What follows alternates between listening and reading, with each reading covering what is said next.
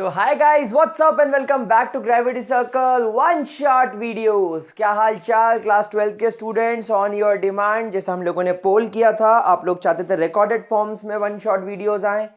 कुछ बच्चे चाहते थे कि सर थोड़ा PYQs भी करा दो, तो मैंने सोचा कि चलो ठीक है, दोनों चीज़ों को मर्ज कर एक वीडियो बनाया जाए जिसमें आपके साथ में वन शॉट एक ही लेक्चर में, वो लेक्चर कितना भी बड़ा हो, मुझे शायद उसको शूट करने में 2 दिन का समय लगेगा, क्योंकि कैमरा है, बैटरी है, एडिटिंग है, टाइम लगता है, वीडियोस बड़े बनेंगे। तो 2 दिन में 3 दिन में शायद एक वीडियोस आए, एक पूरा लेक्चर आए, लेकिन आएगा जरूर। साथ साथ में PYQs भी डालते चलेंगे। तो चलो आज हम लोग स्टार्ट करेंगे हमारा चैप्टर जिसका नाम है सॉल्यूशंस। चैप्टर नंबर 2 है ये हमारे केमिस्ट्री का।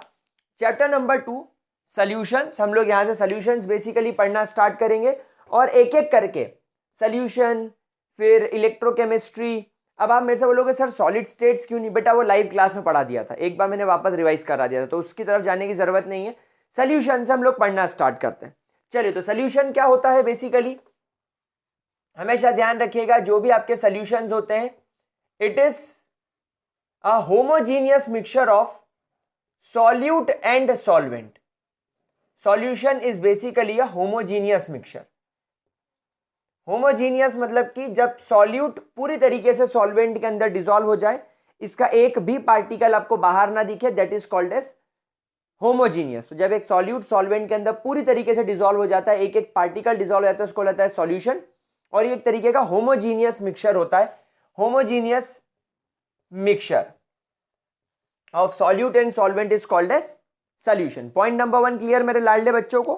कोई परेशानी, कोई दिक्कत? चलिए ठीक है। हमेशा ध्यान रखना दूसरी चीज, जो सॉल्वेंट होता है, solvent always determines the physical state of a solution. Physical state of solution, आपके सॉल्यूशन की ओवरऑल फिजिकल स्टेट को डिटरमाइन करने वाला कौन है? वो है आपका कौन? वो है आपका सॉल्वेंट। फॉर एग्जाम्पल, अगर आपका सॉल्वेंट लिक्विड है तो आपका सॉल्यूशन भी लिक्विड होगा। अगर आपका सॉल्वेंट गैस है तो आपका सॉल्यूशन भी गैस होगा। अगर आपका सॉल्वेंट सॉलिड है तो आपका सॉल्यूशन भी गुलजारी लाल सॉल्यूट। सॉल्वेंट अगर आपका सॉलिड है तो आपका सॉल्यूशन भी सॉलिड ही होगा। क्या बात समझ में आ गई? कोई दिक्कत, कोई परेशानी? आगे बढ़े, ग्रेट। अगर हम लोग बात करें तो हमारे पास में एक और टर्म आती है, इसको लगता है एक्वस सॉल्यूशन।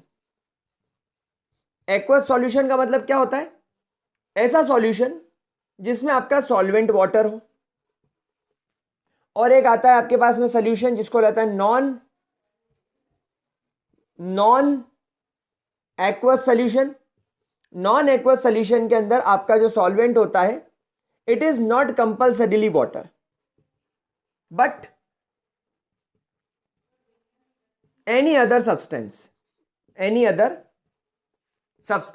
फॉर एग्जाम्पल, आपने देखा होगा मार्केट में आयोडीन टिंचर आता है। मार्केट में आयोडीन टिंचर आता है, तो उसके अंदर क्या होता है? आयोडीन जो कि सॉलिड है, उसको आप लोग इथेनॉल के अंदर डिसॉल्व करके रखते हो, जो कि आपका लिक्विड है, नो डाउट। तो सॉल्यूशन तो लिक्विड होगा लेकिन नॉन एक्वस कहलाएगा, it will be non aqueous. क्या बात समझ में आ गई? कोई दिक्कत? ठीक है। उसके अलावा आपके पास में एक टर्म आती है सैचुरेटेड सॉल्यूशन। सैचुरेटेड सॉल्यूशन का मतलब होता है that when no more solute can be added in solution. When no more solute can be added in solution. अब आप इससे ज्यादा किसी भी प्रकार के सॉल्यूट को सॉल्यूशन के अंदर ऐड नहीं कर सकते। अगर ऐड करोगे तो वो पार्टिकल अनडिजॉल्व फॉर्म में रह जाएंगे, घुलेंगे नहीं। फॉर एग्जाम्पल, आपने 4 रोटी खा ली, अब आपकी 4 रोटी से ज्यादा खाने की ताकत नहीं है। अगर आपको जबरदस्ती ठुसवा देंगे तो तुम उल्टी करके उसको बाहर निकाल दोगे, तुम सैचुरेट हो गए। दूसरा होता है अनसैचुरेटेड सॉल्यूशन। अब आप लोग समझ ही गए होंगे, अनसैचुरेटेड सॉल्यूशन मतलब जिसके अंदर अभी और सॉल्यूट ऐड करने की गुंजाइश होती है। When more solute can B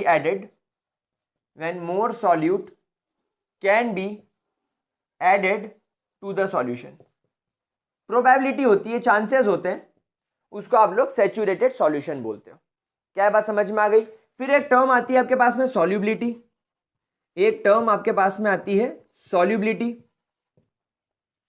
solubility का मतलब होता है the amount of solute, the amount of solute that can be added to the 100 gram of solvent.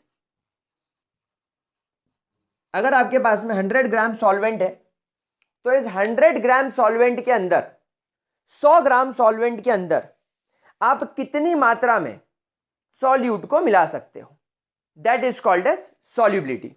इतना जरा फटाफट से नोट कर लो, फिर इसको रब करके आगे बढ़ेंगे। चलो जल्दी से इसको नोट करो, फिर रब करके आगे बढ़ेंगे। ठीक है, सॉल्युबिलिटी का मतलब समझ में आ गया? पक्का? श्योर? चलिए ग्रेट। अच्छा गाइस, मैं जो भी पढ़ा रहा हूं ना यही इंपॉर्टेंट है, ध्यान रखना, यही इंपॉर्टेंट है। ठोक बजा के बोल रहा हूं, डरने का नहीं। कोई और कुछ बोले तो बोले मृत्युंजय सर ने पढ़ाया था, सीबीएसई वाले भी बोले तो बोले मृत्युंजय सर ने पढ़ाया था। फालतू तेज मत चलना, उड़ा देगा नहीं तो अपन। हाँ, अब किसी भी सॉल्यूशन की सॉल्युबिलिटी किस पर डिपेंड करती है?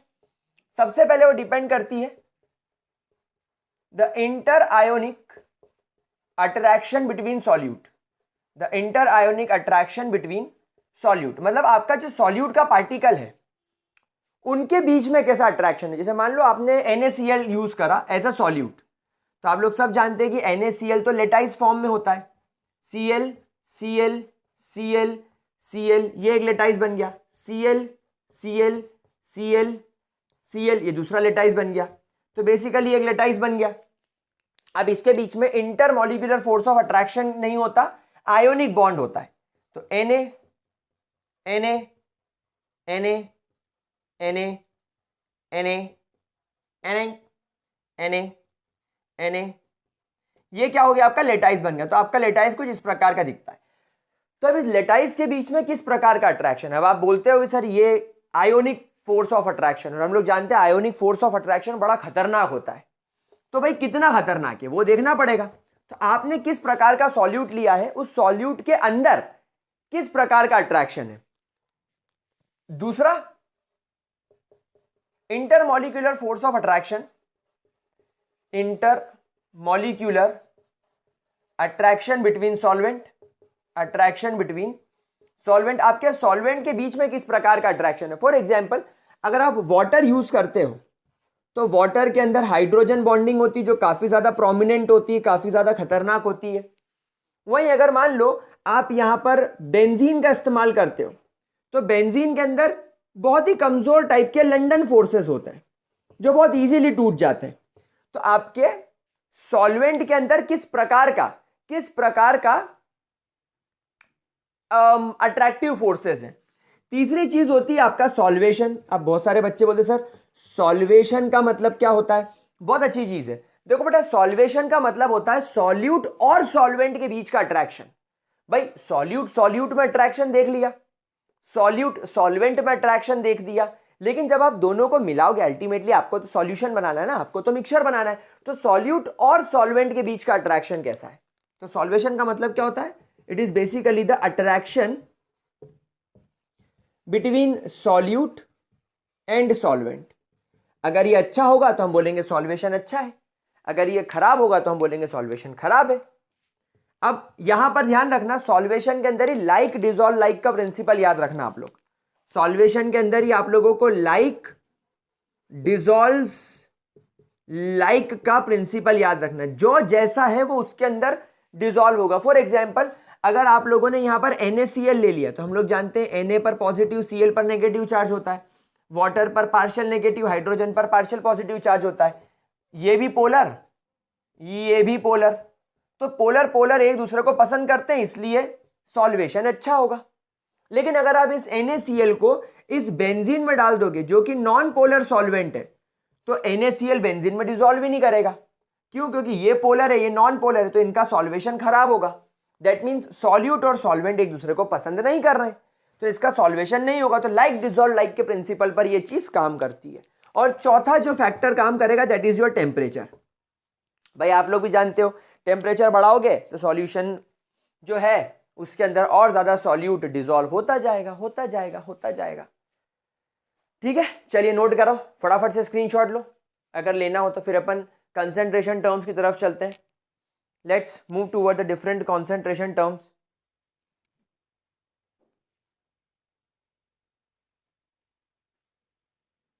ठीक है, चलिए अब अपन चलते हैं कॉन्सेंट्रेशन की तरफ। Let's talk about different concentrations. प्यारे बच्चों, कॉन्सेंट्रेशन का मतलब बच्चे बड़ा कंफ्यूज हो जाते हैं, बड़े डिफ्यूज हो जाते हैं, बोलते हैं यार कॉन्सेंट्रेशन का मतलब क्या है। तो लाडले बच्चों, कॉन्सेंट्रेशन का मतलब होता है बड़ा इजी। कॉन्सेंट्रेशन का मतलब होता है बड़ा easy, that is amount of solute dissolved in a given amount of solvent. Amount of solute in a given amount of solvent, in a given amount of solvent और solution, solvent या solution। जैसे मैंने आपको कह दिया कि भाई साहब मेरे पास में 100 लीटर का सॉल्यूशन है और 100 लीटर सॉल्यूशन के अंदर मैंने 5 किलो नमक डाला है। 100 लीटर के सॉल्यूशन में 5 किलो मैंने नमक डाला है।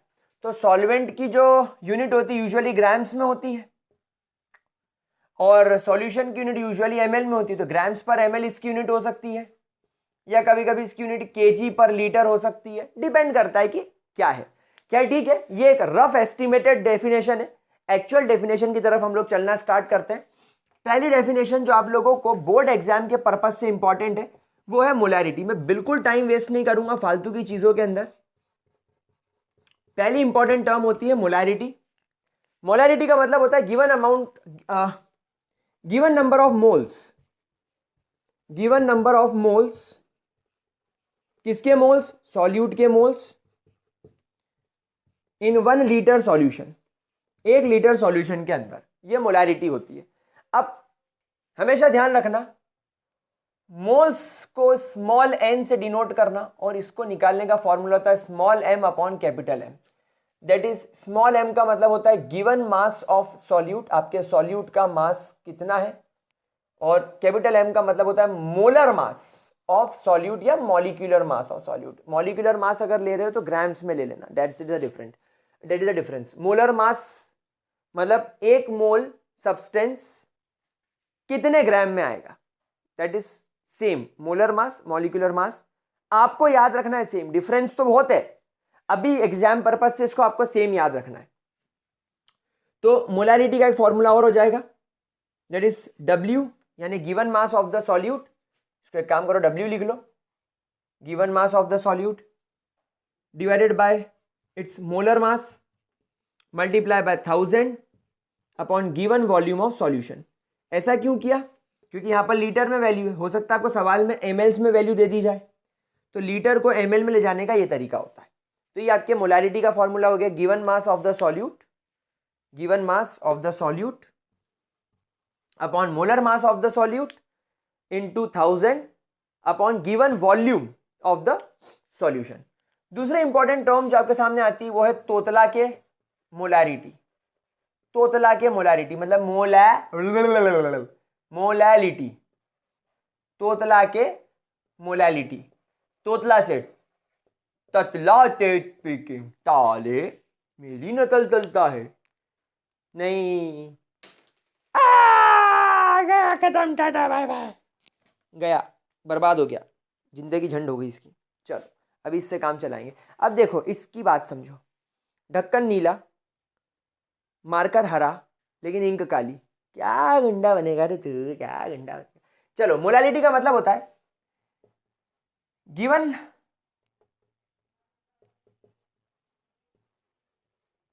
मोल्स ऑफ सॉल्यूट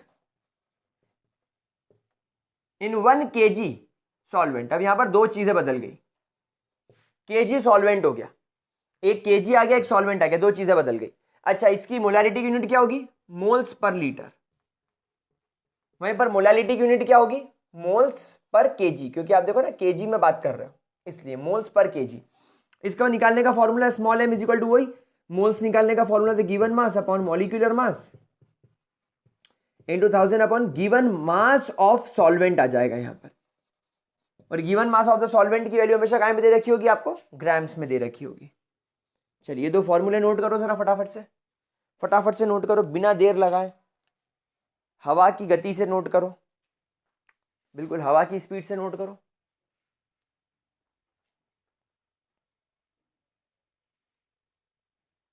चलो हो गया, डन।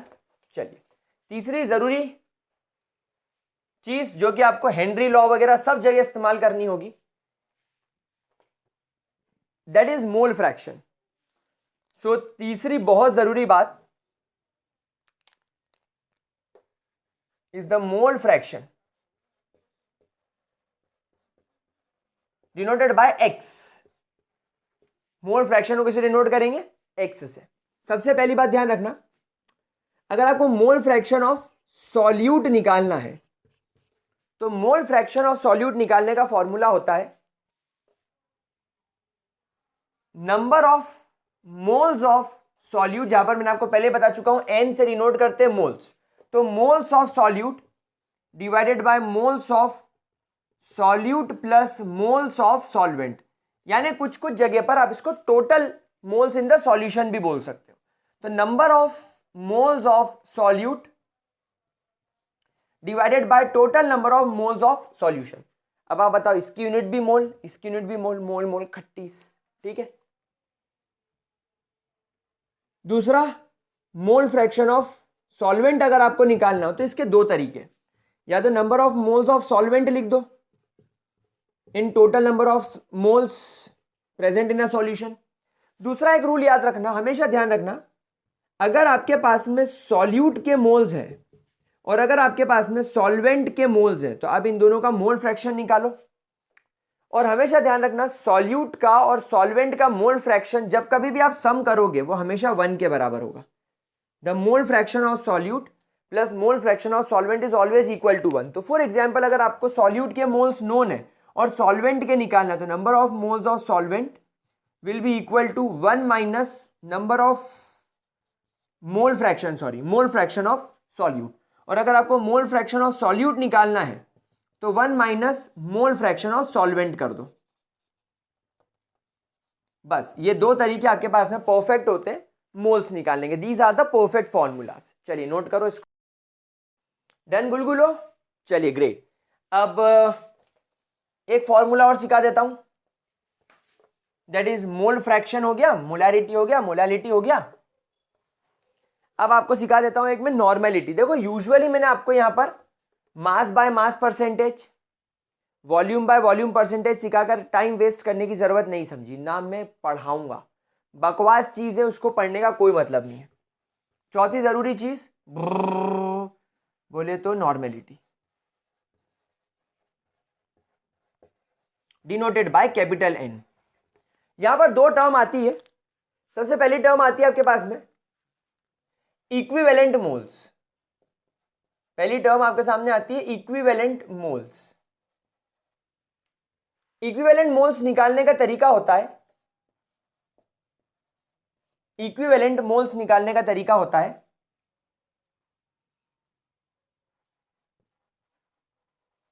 ग्राम, या एक काम करो, देखो बिल्कुल सीधा सा आपको कॉन्सेप्ट समझाता हूं मैं।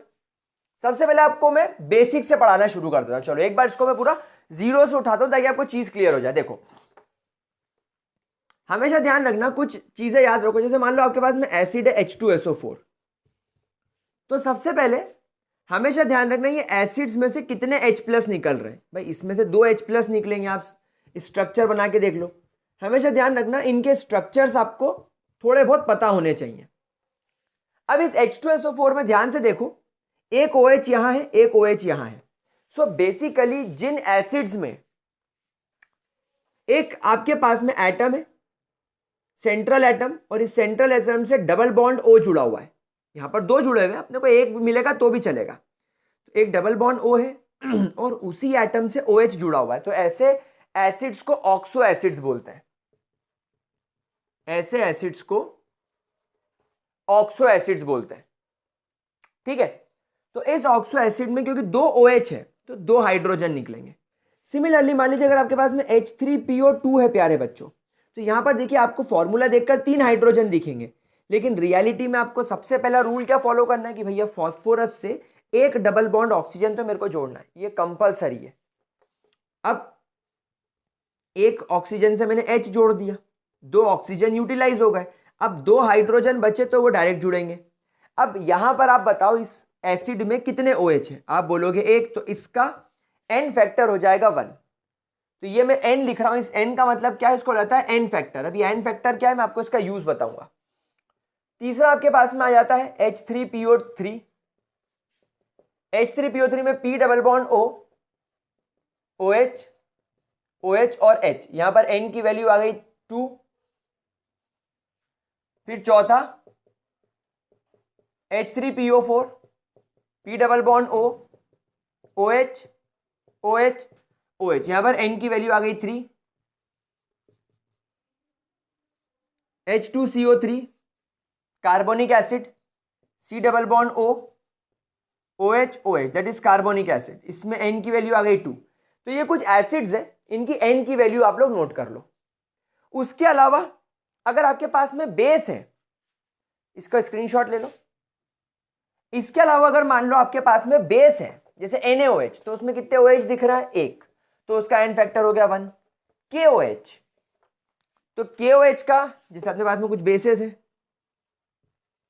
NaOH, तो NaOH में कितने OH दिख रहे हैं, क्योंकि बेसिसिटी तो इससे देखेंगे ना, आई मीन इसका बेसिक नेचर इस OH की वजह से, ये एक OH छोड़ेगा और उधर से एक H को पकड़ेगा तभी वाटर बन के न्यूट्रलाइज होगा, तो इसके पास में एक OH इसलिए इसका N फैक्टर 1।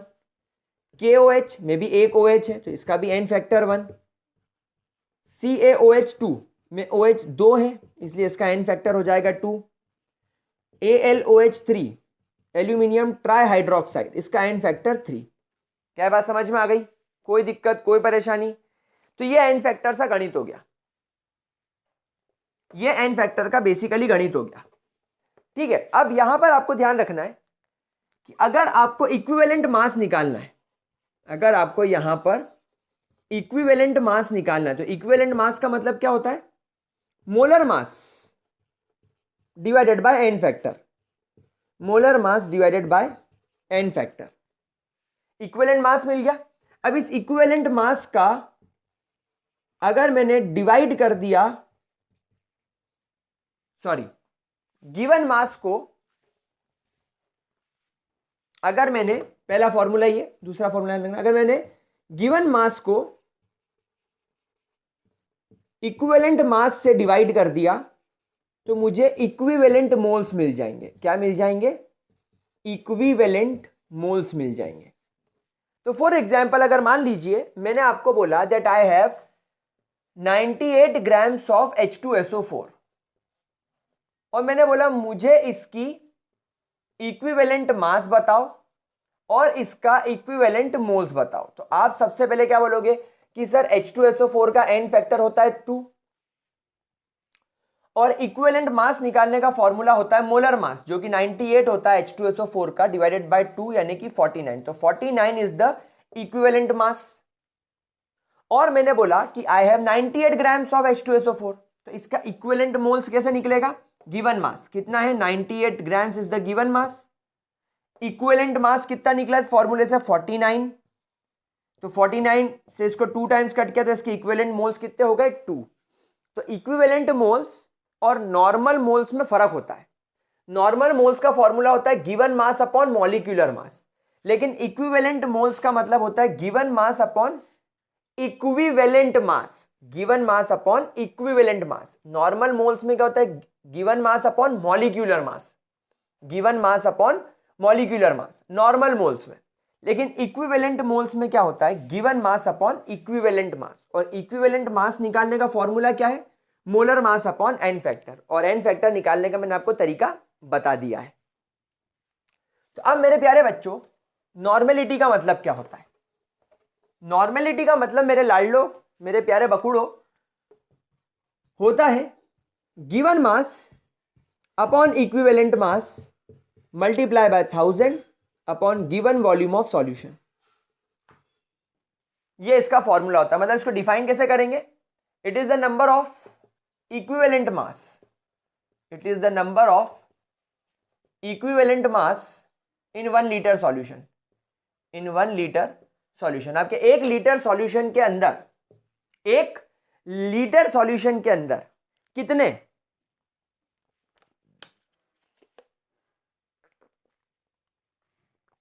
इक्विवेलेंट मोल्स हैं?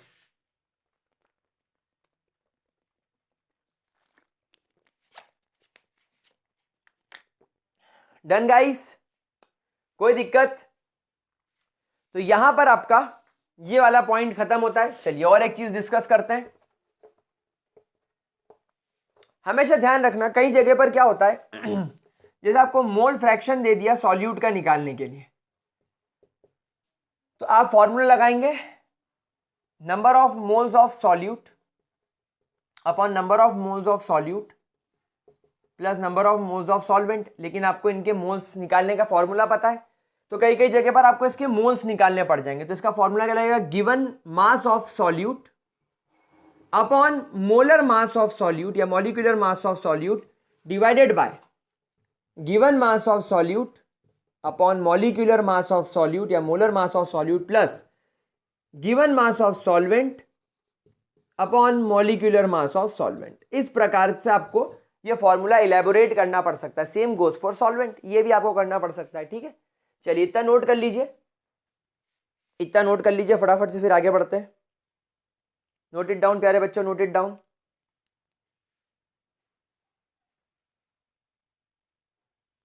ठीक है, आगे बढ़े।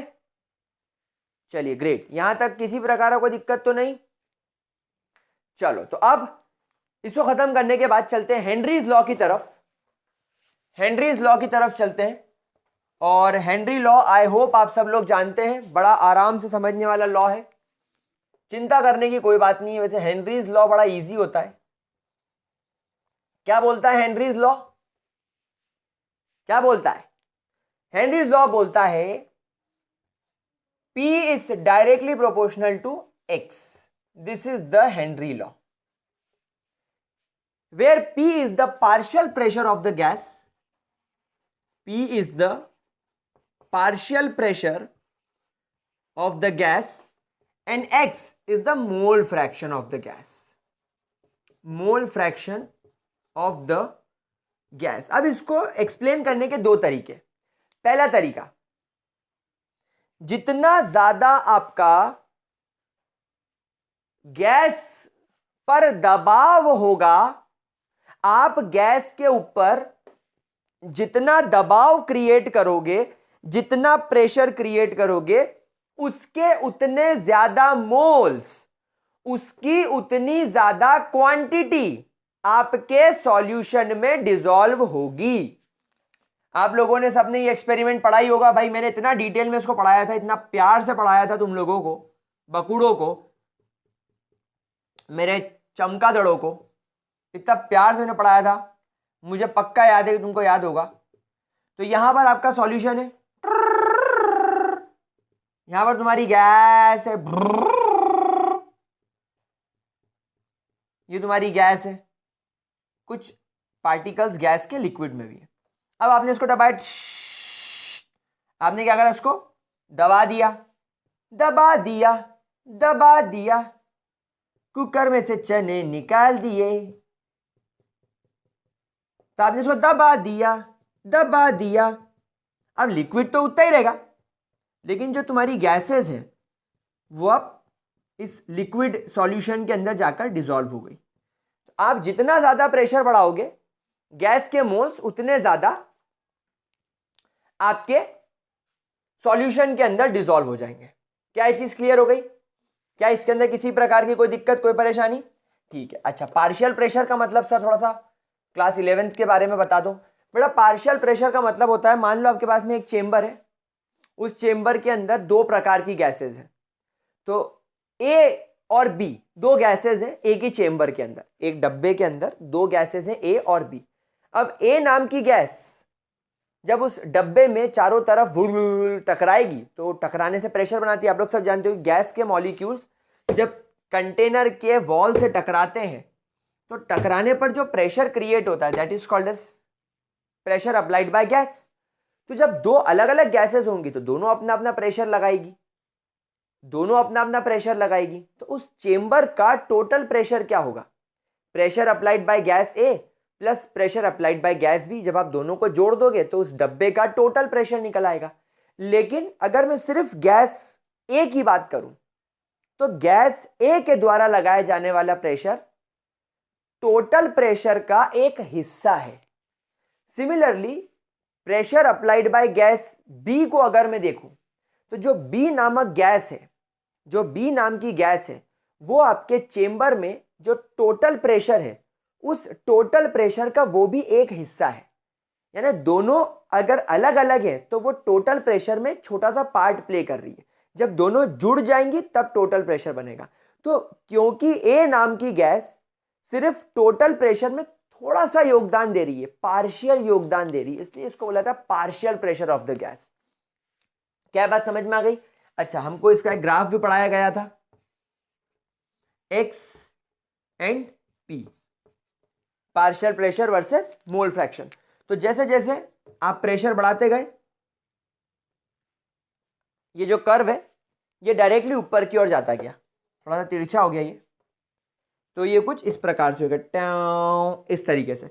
आपने प्रेशर बढ़ाया, मोल फ्रैक्शन बढ़ा, प्रेशर बढ़ाया, मोल फ्रैक्शन बढ़ा, प्रेशर बढ़ाया, मोल फ्रैक्शन बढ़ा सॉल्यूशन में। तो ये प्रेशर अगर 1 atm था, 2 atm था, 3 atm था, तो मोल फ्रैक्शन भी 0.1 था, 0.2 था, 0.3, मतलब बढ़ता गया। उसके मोल्स आपके लिक्विड के अंदर, सॉल्यूशन के अंदर बढ़ते गए। क्या चीज क्लियर हो गई? कोई परेशानी? ठीक है। हेनरी लॉ का एप्लीकेशन कहां कहां देखा जाता है? हेनरी लॉ कहां कहां देखा जाता है? What are the application which are seen in Henry law?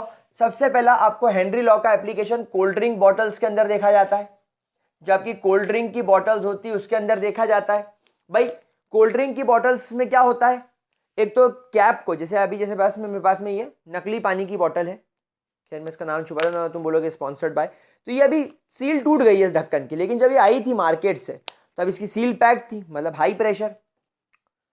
तो जब आपने बॉटल को हाई प्रेशर में पैक किया तो जो कोल्ड ड्रिंक होती है दैट इज कार्बोनेटेड वाटर, यानी पानी, पानी के अंदर कार्बन डाइऑक्साइड, तो वो कार्बन डाइऑक्साइड जब हाई प्रेशर में पैक करी गई तो वो सब कोल्ड ड्रिंक के अंदर डिसॉल्व थी, ताकि आप पियो तो आपको गले में चरका चरका लगे। लेकिन जैसे ही आप उसकी सील पैक खोल देते हो,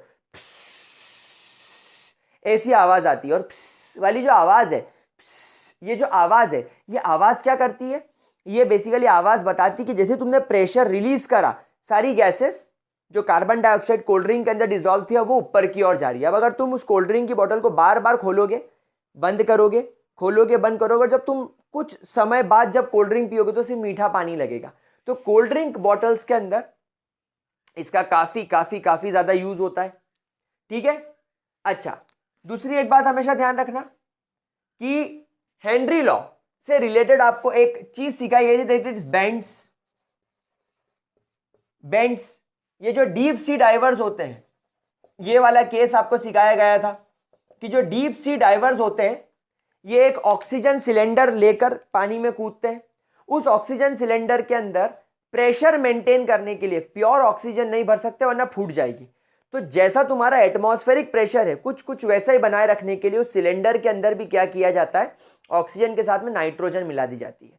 अब वो नाइट्रोजन इस नॉर्मल प्रेशर पर, जो हमारे रूम या हमारे जो अभी अर्थ का जो नॉर्मल प्रेशर है, एटमॉस्फेरिक प्रेशर, इस नॉर्मल प्रेशर पर तो नाइट्रोजन गैस हमारी बॉडी में डिसॉल्व नहीं होती, हमारे खून में, हमारे ब्लड में डिसॉल्व नहीं होती। लेकिन जब आप पानी में जाते हो तो हम लोग जानते हैं वाटर के अंदर एटमॉस्फेरिक प्रेशर बढ़ जाता है। आप खुद देखो ना, अभी हवा में ला ला ला ला ला ला ला ला ला ला ला ला ला ला ला ला ला मैं चल रहा हूं, लेकिन क्या मैं पानी में तो चल पाता? पानी मुझे ऐसा करके चलना पड़ता, क्योंकि पानी मेरे पर प्रेशर क्रिएट कर रहा है। जब मैं पानी में उतरूंगा तो मेरी बॉडी पर प्रेशर बढ़ जाएगा, और वो नाइट्रोजन है मेरे सिलेंडर में, डीप सी डाइवर के। तो जब वो सांस खींचेंगे तो ऑक्सीजन तो जाएगी, लेकिन नाइट्रोजन भी चले जाएगा और उनके खून में डिसॉल्व हो जाएगा। अभी कोई प्रॉब्लम नहीं है, हो जाने दो। लेकिन जब वो पानी के बाहर आएगा तो एकदम बॉडी पर प्रेशर डिक्रीज होगा। तो आप लोग जानते हो कि जब पार्शियल प्रेशर बढ़ेगा तो मोल फ्रैक्शन भी बढ़ेगा। यानी जब आप पानी के अंदर कूदोगे तो पानी में प्रेशर ज्यादा है, तो नाइट्रोजन गैस की क्वांटिटी के मोल्स की संख्या तुम्हारे खून में बढ़ जाएगी। बहुत बढ़ जाएगी। और जब तुम पानी से एकदम बाहर आ जाओगे तो प्रेशर डिक्रीज हो जाएगा, तो उसके मोल्स भी डिक्रीज हो जाएंगे, क्वांटिटी भी डिक्रीज हो जाएगी, मात्रा भी डिक्रीज हो जाएगी, संख्या भी डिक्रीज हो जाएगी। तो नाइट्रोजन बॉडी के बाहर भागने की कोशिश करेगा, लेकिन भागेगा कहां से? नाक से, एक ही जगह है निकलने की। तो वो इतना वेट नहीं करेगा। वो क्या करेगा, उस समय आपकी जिस नस में, आपके जिस एरिया में फ्लो कर रहा होगा वहीं से बाहर आने की कोशिश करेगा। तो गोल गोल गोल गोल बबल्स बन जाएंगे बॉडी में और भयंकर दर्द होगा, फीवर भी आ जाएगा। इस परेशानी को बोलते हैं बेंड्स। और इस वजह से कई बार लोगों को बहुत ज़्यादा प्रॉब्लम हुई है। इसलिए इसको अवॉइड करने के लिए आजकल नाइट्रोजन की मात्रा कम करके हीलियम की बढ़ा दी, क्योंकि हीलियम क्या होता है, इतने बेंड्स क्रिएट नहीं करता। वो हमारी बॉडी में हाई प्रेशर में भी डिजॉल्व नहीं होता, उसको हमारे ब्लड में डिजॉल्व होने के लिए और ज़्यादा हाई प्रेशर चाहिए, तो वो अपने को बचा लेता है।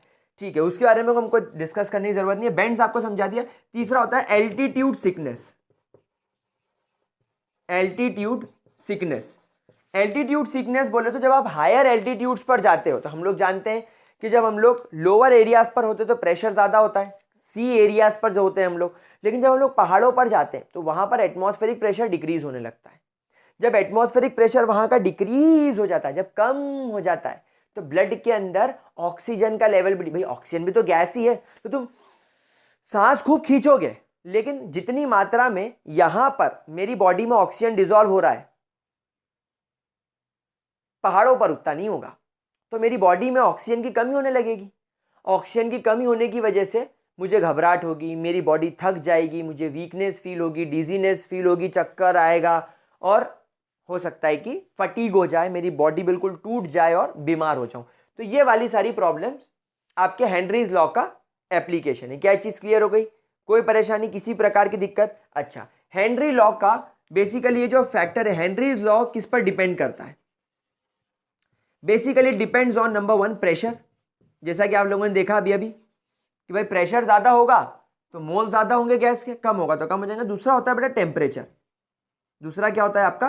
टेम्परेचर। आप एक बात बताओ, कभी मैगी बनाई है, पानी उबाला है, पानी उबल के पानी के बिल्कुल बेस में ऐसी आवाज आती है, और पानी के कुछ बबल्स, पानी में से कुछ बबल्स निकलते हुए आपको बाहर की तरफ दिखते हैं। एक्चुअली वो वाटर के अंदर जो डिसॉल्व्ड गैसेस होती हैं, हाई टेम्परेचर पे वो बाहर उड़ जाती है। क्या होता है, टेम्परेचर के बढ़ने से गैसेस की काइनेटिक एनर्जी बढ़ जाती है, और जब उनकी काइनेटिक एनर्जी बढ़ती है ना मेरे लाडले बच्चों, जब उसकी काइनेटिक एनर्जी जोरदार तरीके से बढ़ती है ना, तो गैसेस के मॉलिक्यूल की स्पीड बढ़ जाती है, तो वो अपनी पोजीशन पर तेज तेज तेज तेज तेज तेज घूमने लगता है और वाटर के फोर्स ऑफ अट्रैक्शन को तोड़ के बाहर निकल जाता है। तो हमेशा आप ध्यान रखना, कोल्ड ड्रिंक है ना, ठंडी अच्छी लगेगी।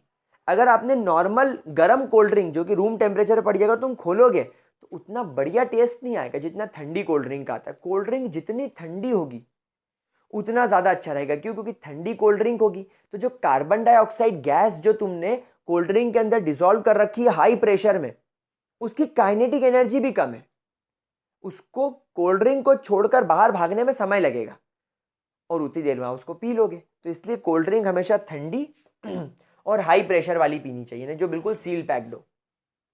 क्या बात समझ में आ गई? तो ये दोनों फैक्टर्स क्लियर हो गए। कोई दिक्कत कहीं से कहीं तक, किसी भी प्रकार की कोई समस्या? पक्का? चलिए ग्रेट। एक बात मैं आपको और बता दूं, एक सवाल और पूछा जाता है इसी टेम्परेचर वाले फैक्टर पर। एक बोर्ड एग्जाम्स में यूजुअली सवाल आता है, आपकी एनसीईआरटी में भी दिया हुआ है, कि जो तुम्हारे एक्वेटिक ऑर्गेनिजम्स होते हैं, जो आपके एक्वेटिक ऑर्गेनिजम्स होते हैं, are more comfortable, they are more comfortable in cold water as compared to warm water, as compared to warm water. जो तुम्हारा गुनगुना पानी या गर्म पानी होता है ना, अभी जैसे गर्मी आने वाली है तो गर्मियों में एक्वेटिक ऑर्गेनिज्म को तकलीफ होती है, तकलीफ। लेकिन ठंड में नहीं होती, क्योंकि ठंड में पानी का टेम्परेचर कम रहता है। ठंड में क्योंकि टेम्परेचर कम रहता है, गैसेस की सॉल्युबिलिटी, ऑक्सीजन की सॉल्युबिलिटी पानी के अंदर ज्यादा होती है, इसलिए वो एक्वेटिक ऑर्गेनिजम्स नॉर्मल फील करते हैं, सेफ फील करते हैं, अच्छा फील करते हैं।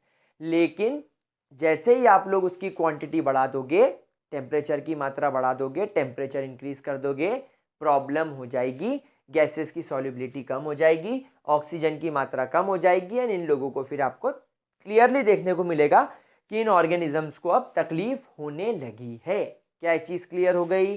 चलिए इसको नोट कर लीजिए, फिर आगे बढ़ते हैं।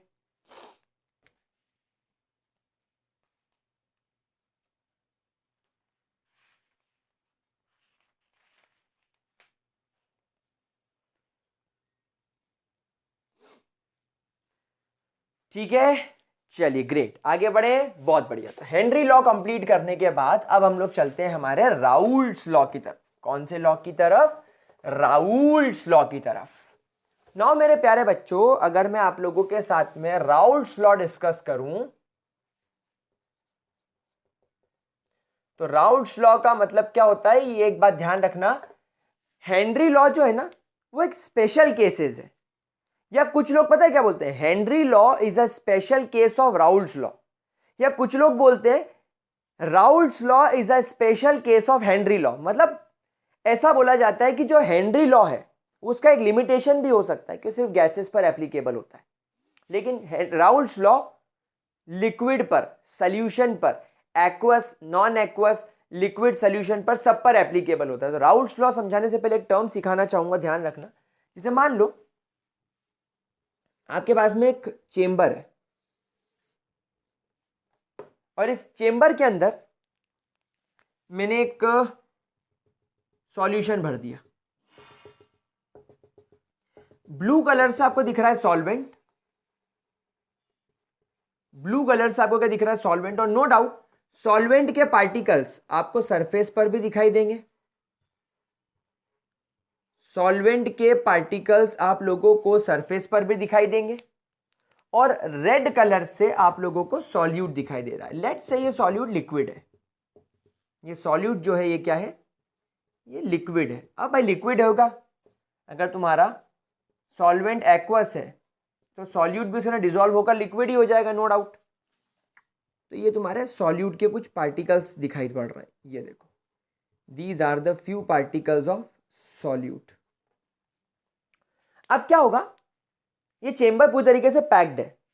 अब जैसे टेम्परेचर बढ़ेगा, टेम्परेचर बढ़ने की वजह से धीरे धीरे यू विल ऑब्जर्व कि कुछ सॉल्यूट के पार्टिकल्स वेपोराइज होकर इस एम्प्टी स्पेस को ऑक्यूपाई कर रहे हैं। ध्यान रखना ये दोनों वोलेटाइल होने चाहिए। वोलेटाइल का मतलब जो भाप बन के उड़ सके। पता चला तुमने नमक मिला दिया पानी के अंदर और इस केस को देख रहे हो तो नहीं हो पाएगा। दोनों वोलेटाइल होने चाहिए तभी मजा आएगा। ऐसा कर लो कि सॉल्वेंट वाटर ले लो, सॉल्यूट अल्कोहल ले लो। ऐसा कर लो कि सॉल्वेंट पानी ले लो, सॉल्यूट आपका HNO3 नाम का एसिड ले लो। ये कॉन्सेंट्रेटेड एसिड वाला कंसेप्ट नहीं है, वोलेटाइल वाला कॉन्सेप्ट है। भाप बन के उड़ना चाहिए, बस ये कॉन्सेप्ट अपने को याद रखना है। तो कुछ टाइम बाद यू विल ऑब्जर्व कि दोनों सॉल्यूट और सॉल्वेंट के जो पार्टिकल्स हैं ये गैस बन के आप लोगों को ऊपर उड़ते हुए दिखाई दे रहे हैं। और ये कब तक होगा? जब तक इक्विलिब्रियम अचीव नहीं हो जाता। ये कब तक होगा? Until equilibrium is achieved, UNTIL, until equilibrium is achieved. यानी जब तक आप लोग इक्विलिब्रियम ना अचीव कर लो तब तक ये होगा। मतलब क्या होगा इक्विलिब्रियम का? मतलब क्या है कि अब अगर एक और गैस, एक अगर सॉल्यूट का पार्टिकल अगर भाप बन के ऊपर उड़ा तो तुरंत उसी समय एक वेपर सॉल्यूट का वापस से लिक्विड में कन्वर्ट हो जाएगा। यानी अगर आपका सॉल्यूट अगर वेपर फॉर्म में है और अगर वो अपने लिक्विड फॉर्म में आया तो तुरंत उसी समय एक सॉल्यूट का मॉलिक्यूल अपने लिक्विड फॉर्म से वेपर फॉर्म में चला जाएगा। समझ गए? मतलब अगर एक भाप बन के उड़ा तो दूसरा जो ऑलरेडी भाप बना हुआ है वो लिक्विड में कन्वर्ट हो जाएगा, ताकि नंबर मेंटेन रहे, ताकि रेशियो मेंटेन रहे, ताकि दोनों इक्विलिब्रियम में रहे। Same goes for your solvent. अगर एक मॉलिक्यूल सॉल्वेंट बन के उड़ा, सॉल्वेंट अगर वेपर बन के उड़ा सॉरी, तो जो वेपर बन के उड़ रहा है वो वापस से लिक्विड में कन्वर्ट हो जाएगा। अब तुम्हारा यहां पर क्या अचीव हो गया, इक्विलिब्रियम।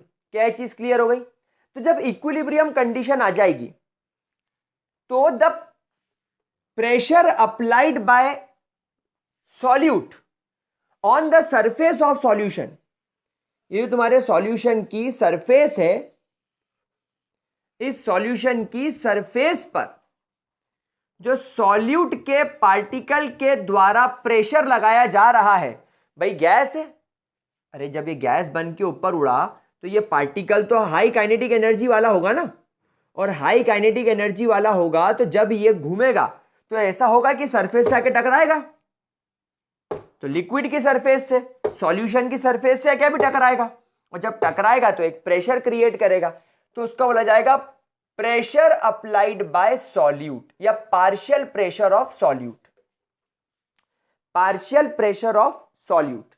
सिमिलरली आपके सॉल्वेंट के पार्टिकल के द्वारा भी इस सॉल्यूशन की सरफेस पर एक प्रेशर क्रिएट किया जाएगा। आप देखो ना, ये भी तो वेपर है यानी गैस है, तो जब ये रैंडमली आकर इसकी सरफेस पर टकराएगा बूम, तो एक प्रेशर क्रिएट करेगा, तो उसको बोला जाएगा सॉल्वेंट का पार्शियल प्रेशर या पार्शियल प्रेशर ऑफ सॉल्वेंट। क्या बात क्लियर हो गई? क्या ये बात क्लियर हो गई? अच्छा, दूसरी खास बात, ये एक चीज क्लियर हो गई। अब एक बात और समझो यार, मान लो अभी कुछ देर के लिए मान लो मेरा सॉल्यूट जो है वो अल्कोहल है, दारू है, दारू दारू दारू, और सॉल्वेंट तो आपका वाटर है। अब ऐसा भी तो होगा ना कि जब मैंने सॉल्यूशन बनाया उसके पहले ये दोनों अलग अलग थे, अलग अलग बर्नियों में रखे थे, अलग अलग शीशियों में रखे थे, यहां पर सिर्फ सॉल्यूट है, इसमें सिर्फ सॉल्वेंट है। भाई जो सॉल्वेंट था वो पूरी तरीके से पानी था, यहां पर प्योर सॉल्वेंट है, this is my pure solvent, यानी इसके अंदर पानी के अलावा कुछ भी नहीं है, और ये मेरा प्योर सॉल्यूट है, इसके अंदर सॉल्यूट के अलावा कुछ नहीं है। तो जब इसके अंदर आपको जो वेपर्स दिखाई पड़ेंगे,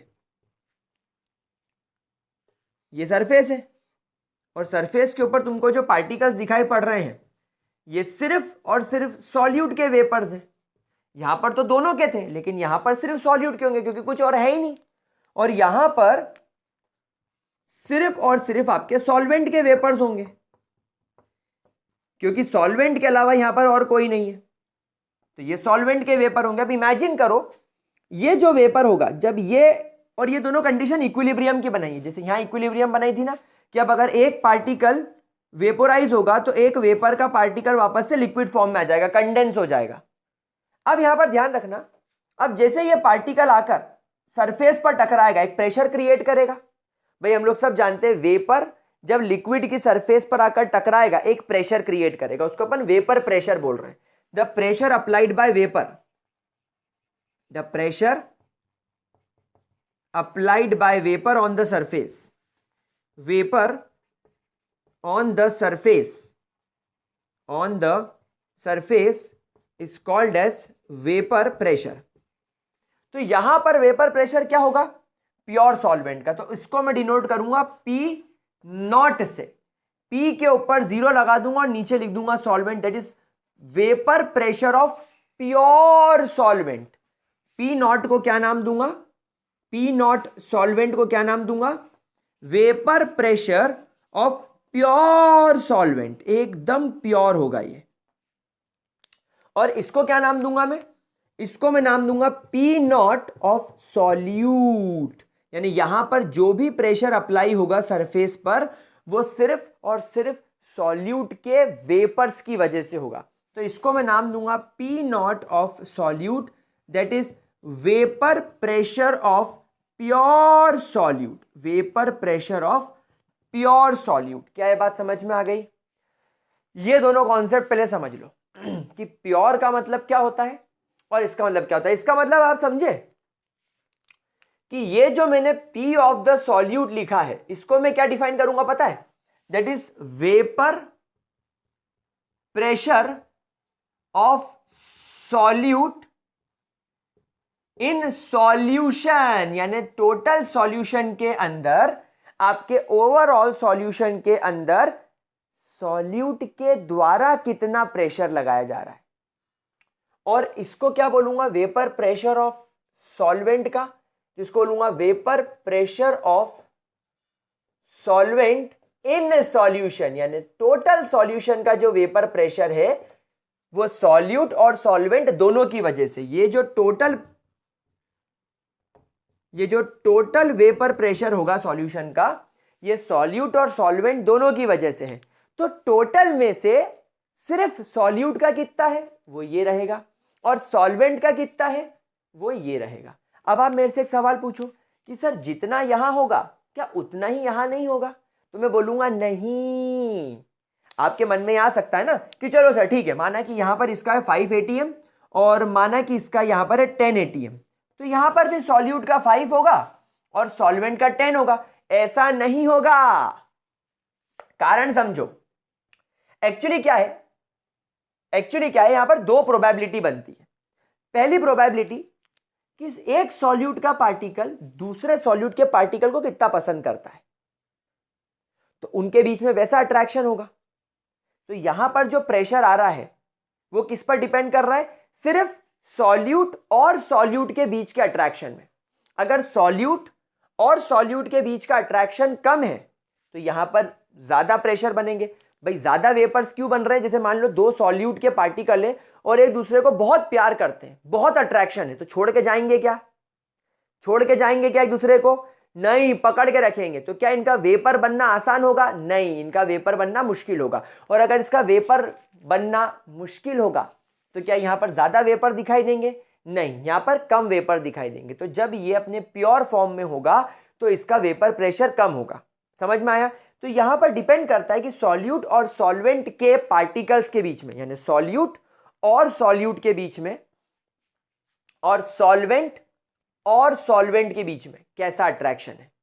अगर ज्यादा अट्रैक्शन होगा तो इनका वेपर प्रेशर कम होगा, और अगर कम अट्रैक्शन होगा तो इनका इंडिविजुअल का वेपर प्रेशर ज्यादा होगा। लेकिन जब आप यहां पर दोनों को मिला दोगे तो अब यहां पर एक नया सिचुएशन क्रिएट हो गया। अब यहां पर हमें देखना पड़ेगा कि सॉल्यूट का पार्टिकल सॉल्वेंट को या सॉल्वेंट का पार्टिकल सॉल्यूट को कितना पसंद करता है। अगर सॉल्यूट और सॉल्वेंट एक दूसरे को ऐसा लगेगा कब के बिछड़े हुए हम आज यहां आकर मिले वाली सिचुएशन हो गई, तो दोनों एक दूसरे को चिपक जाएंगे, पकड़ लेंगे और छोड़ के नहीं जाएंगे ससुरे। तो यहां पर आपको वेपर प्रेशर कम होता हुआ दिखाई देगा, वेपर्स बनेंगे ही नहीं, सॉल्यूट सॉल्वेंट चिपक गए। और कभी पता चला कि दोनों एक दूसरे से एकदम नफरत करते हैं और इन दोनों को जोड़ दिया, तो क्या चिपकेंगे दूसरे को, रिपेल करेंगे, दूर जाएंगे, और दूर जाएंगे तो ज्यादा वेपर बनेगा, और वेपर बनेगा तो वेपर प्रेशर बढ़ जाएगा। तो यहां पर ध्यान रखिएगा कि प्योर सॉल्यूट का वेपर प्रेशर और सॉल्यूट का वेपर प्रेशर सॉल्यूशन में डिफरेंट होगा, डिपेंड करेगा कि इनके बीच में अट्रैक्शन कैसा है। ठीक है, चलो इतना नोट करो,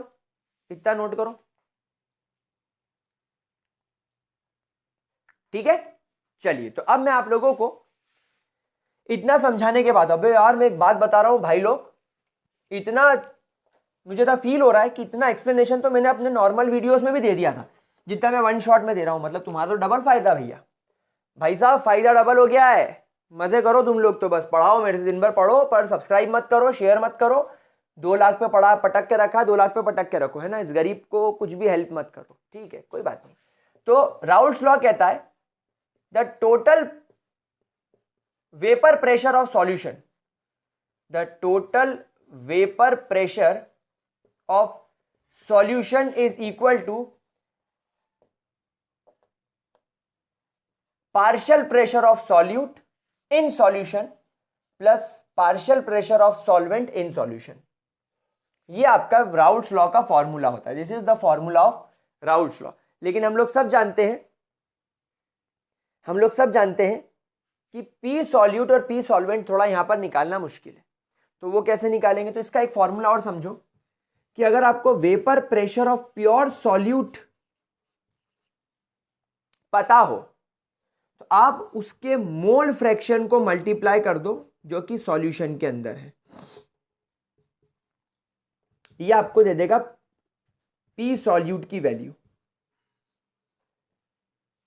यानी कि जब आपका सॉल्यूट अकेला था तब वो कितना वेपर प्रेशर लगाता था, मल्टीप्लाई बाय अब जब आपने उसका सॉल्यूशन बना दिया है तो इस सॉल्यूशन में सॉल्यूट का कितना मोल फ्रैक्शन है, मतलब कितना हिस्सा सॉल्यूशन का सॉल्यूट ने बनाया है। मैंने आपको बताया था ना कि जो भी आपका सॉल्यूशन होता है, सॉल्यूशन का मोल फ्रैक्शन, सॉल्यूशन किससे बनता है, सॉल्यूट प्लस सॉल्वेंट से। तो अगर आपको सॉल्यूशन का मोल फ्रैक्शन पता है, यानी कि वो तो ऑब्वियसली नेचुरली 1 होता है, तो मोल fraction of solute plus mole fraction of solvent हमेशा 1 के बराबर होता है। तो आप देख लो कि सॉल्यूट का मोल फ्रैक्शन कितना है, 0.1, 0.2, 0.6, 0.9 कितना है, 1 पूरा नहीं होगा, ना तो 1 पूरा ये होगा ना तो 1 पूरा ये होगा, वरना दूसरा तो 0 ही हो जाएगा, तो वो प्योर स्टेट हो जाएगी क्योंकि दूसरा 0 है, ये बात ध्यान रखना। तो मोल fraction of solute multiply by vapour pressure of solute in its pure form, जब उसके अलावा और कोई नहीं था, तो ये आपको पी सॉल्यूट की वैल्यू दे देगा। सिमिलरली अगर आपको पी सॉल्वेंट की वैल्यू चाहिए तो ये जाएगा P naught of the solvent, यानी प्योर फॉर्म में जब सॉल्वेंट होगा उसका vapour pressure multiply by mole fraction of pure solvent. क्या बात समझ में आ गई? तो अब आपका फॉर्मूला रीडिफाइन क्या हो जाएगा, P total is equal to P naught of solute X solute plus P naught of solvent multiply by mole fraction of solvent. बस ये वैल्यू से आप लोग राउल्ट्स लॉ निकाल सकते हो। This is the perfect formula, इसके अलावा और कोई दिमाग लगाने की जरूरत नहीं है। ये और ये दोनों फॉर्मूले नोट कर लो। पी सॉल्यूट निकालने का फॉर्मूला ये है, मोल फ्रैक्शन आपको निकालना आता है, vapour pressure of pure solute और प्योर सॉल्वेंट आपको सवाल में हो सकता है दिया रहे, वो दिया रहता है। चलो इतना नोट करो फिर आगे बढ़ते हैं। चलो गाइस डन, यहां तक क्लियर, राउल्ट्स लॉ क्लियर हो गया? चलिए ठीक है, बहुत बढ़िया। अच्छा एक बात मैं आपको बता दूं, राउल्ट्स लॉ जो है ना ये वोलेटाइल लिक्विड्स के लिए एप्लीकेबल होता है, लेकिन जो हेनरी लॉ पढ़ाया था ना कुछ देर पहले, याद करो कुछ देर पहले आपको जो मैंने हेनरी लॉ पढ़ाया था, Henry's law, P is directly proportional to X यानी कि मोल फ्रैक्शन। इसमें एक चीज और ध्यान में रख लेना, KHX, यानी जब आप प्रोपोर्शनलिटी कांस्टेंट हटाते हो तो आपको KH मिलता है। KH का मतलब होता है हेनरी लॉ कांस्टेंट, KH का मतलब होता है हेनरी लॉ कांस्टेंट, है ना। और हमेशा ध्यान रखना KH की वैल्यू हमेशा डिपेंड करेगी partial pressure of the gas divided by it's mole fraction पर, ठीक है। और यहां पर हमेशा एक बात ध्यान रखना, अगर आपका गैस का मोल फ्रैक्शन बढ़ता है तो उसके हेनरी लॉ कांस्टेंट की वैल्यू घटती है। वहीं पर ध्यान रखना, अगर आपके हेनरी लॉ का वैल्यू अगर आपको बढ़ाना है तो आपको गैस का पार्शियल प्रेशर बढ़ाना पड़ेगा, ठीक है, यह बात ध्यान रखना। तो Henry law is basically applicable for gases only, लेकिन जो आपका राउल्ट्स लॉ है, जो आपका राउल्ट्स लॉ है ना, it is applicable for volatile liquids also, it is applicable for volatile liquids also, ये वोलेटाइल लिक्विड्स पर भी एप्लीकेबल होता है मेरे प्यारे बच्चों। Is that clear to you? कोई परेशानी? चलिए ग्रेट, अब हम लोग चलते हैं थोड़ा आगे। अच्छा मैंने आपको Dalton's law of partial pressure नहीं बताया इसके अंदर, अगर आप बोलो तो मैं आपको बता देता हूं, वो भी बता देता हूं। एक चीज आपको सॉल्यूशन चैप्टर में पढ़ाई जाती है, Dalton's law of partial pressure. कह रहे तो आपने क्लास 11th में भी सीखा होगा, स्टेट्स ऑफ मैटर नाम के चैप्टर के अंदर Dalton's law of partial pressure. भाई इसका बिल्कुल सीधा सा गणित रहता है।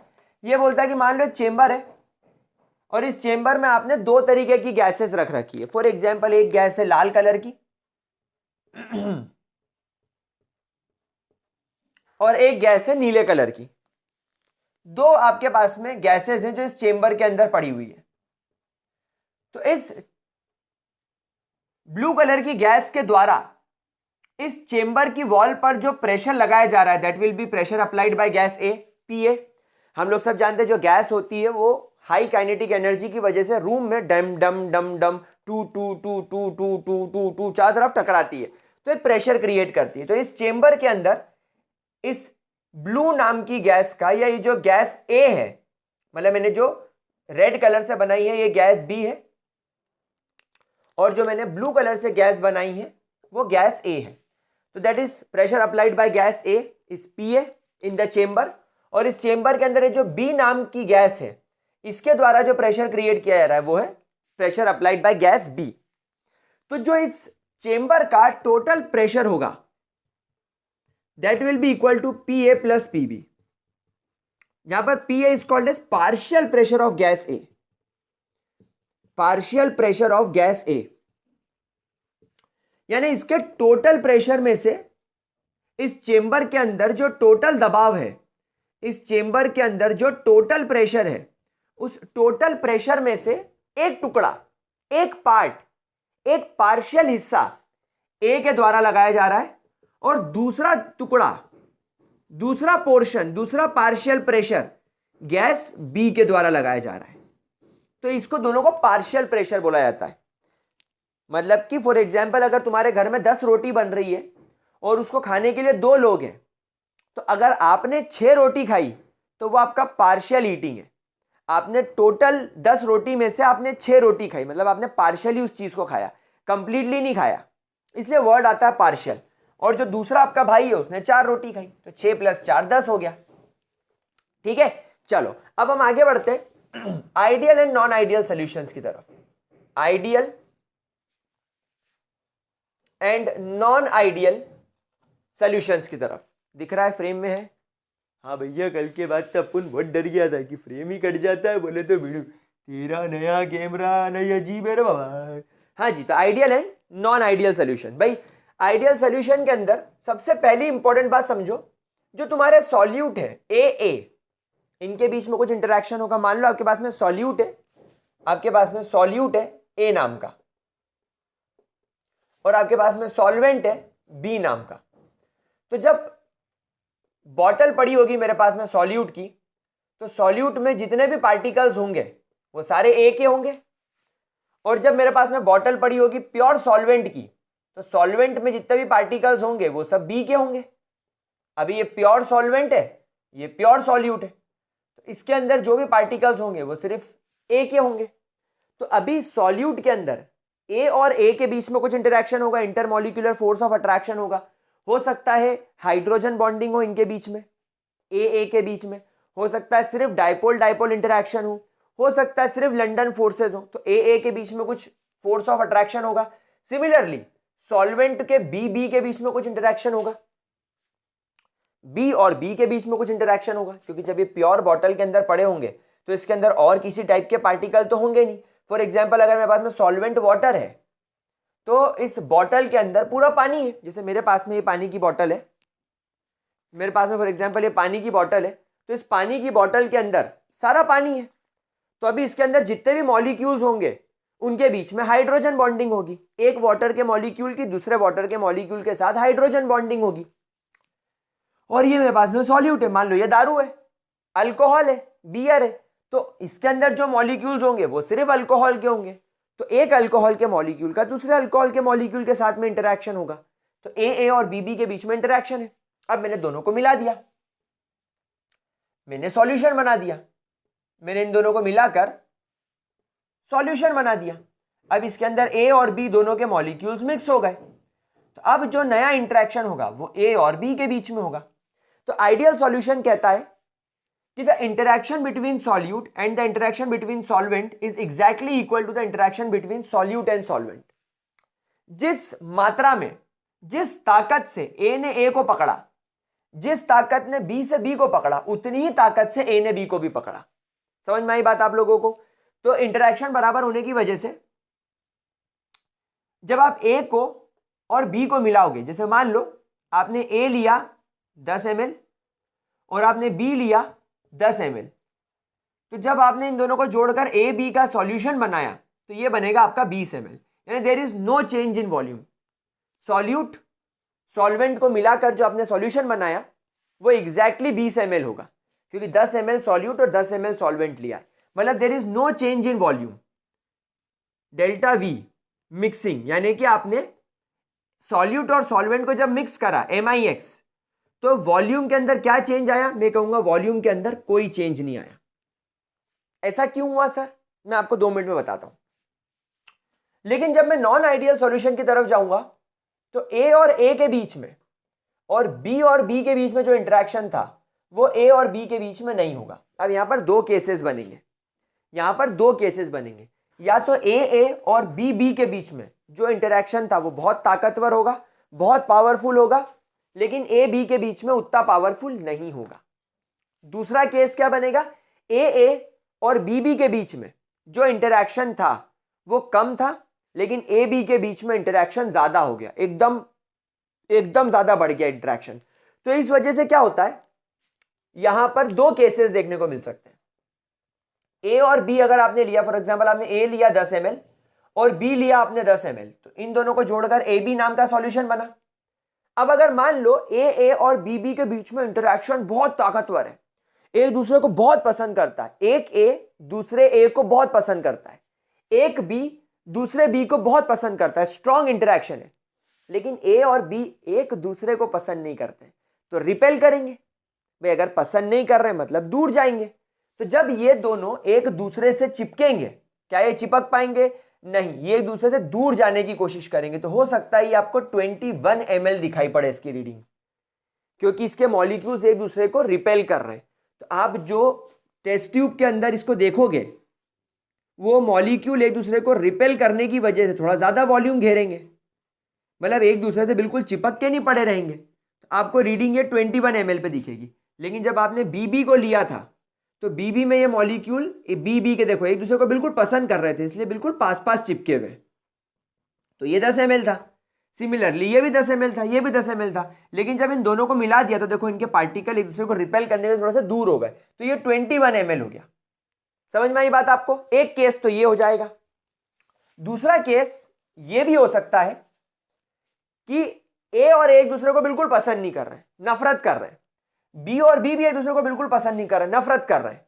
लेकिन A और B एक दूसरे को बहुत पसंद कर रहे हैं, इन दोनों के बीच में बहुत प्यारा इंटरेक्शन है। तो हो सकता है इतना ज्यादा प्यारा इंटरेक्शन हो जाए कि दोनों चिपक जाए और ये 18 ml ही बने। क्योंकि क्या हुआ, जब आपने इसको बीकर में डाला तो ये पार्टिकल एक दूसरे को पसंद नहीं कर रहे, तो इसके लिक्विड के A के और लिक्विड B के सॉल्यूट और सॉल्वेंट के पार्टिकल एक दूसरे से दूर दूर घूम रहे थे 10-10 ml पर। लेकिन जब आपने इन दोनों को मिला दिया तो ये इतना भयंकर चिपक गए, इतना ज्यादा क्लोज आ गए, इतना ज्यादा क्लोज आ गए, इतना ज्यादा क्लोज आ गए कि अब ये 18 ml पर ही दिख रहे हैं। तो इसका वॉल्यूम मिक्सिंग पर कम हो गया। इन दोनों को जब आपने मिक्स किया तो वॉल्यूम मिक्सिंग पर कम हो गया। तो यहां पर जो आप लोगों को सेकंड वाला केस याद रखना है वो ये याद रखना है कि इसका जो डेल्टा वी मिक्सिंग होता है, यानी the change in volume on mixing is not equal to 0। समझ गए? तीसरी बात, जब आपने A को और B को मिक्स किया तो पहले A के बीच में इंटरेक्शन टूटा होगा, फिर ये B के बीच में इंटरेक्शन टूटा होगा, इसके टूटने से एनर्जी निकली होगी, और जब एनर्जी निकली होगी तो वो A और B ने ये नया इंटरेक्शन बनाने में इस्तेमाल कर ली होगी। तो जितनी एनर्जी A और B के बीच का इंटरेक्शन टूटने पर निकली, उतनी एनर्जी B ने अपने बीच में नया इंटरेक्शन बनाने में यूज कर ली। यानी पुराने अट्रैक्शन के फोर्सेस टूटे, पुराने अट्रैक्टिव फोर्सेस टूटे तो एनर्जी निकली, और नए अट्रैक्टिव फोर्सेस बने तो एनर्जी इस्तेमाल हो गई। तो टोटल एनर्जी जितनी निकली, टोटल एनर्जी जितनी निकली उतनी ही एनर्जी यहां पर इस्तेमाल कर ली गई। There is no change in the energy. आपको पता ही नहीं चलेगा कि मिक्सिंग हो गई। ना तो आपका बीकर हल्का सा गर्म होगा एक्सोथर्मिक, ना तो बीकर हल्का सा ठंडा होगा एंडोथर्मिक। आपको पता ही नहीं चलेगा, जैसा था वैसे रहेगा। आपको ऐसा फील आएगा कि आपने पानी को बॉटल में से निकालकर एक बीकर में ट्रांसफर कर दिया, कोई चेंज नहीं एनर्जी में। लेकिन यहां पर ऐसा नहीं होगा। यहां पर क्योंकि मैंने आपको पहले ही बताया है कि यहां पर 2 केसेस हैं।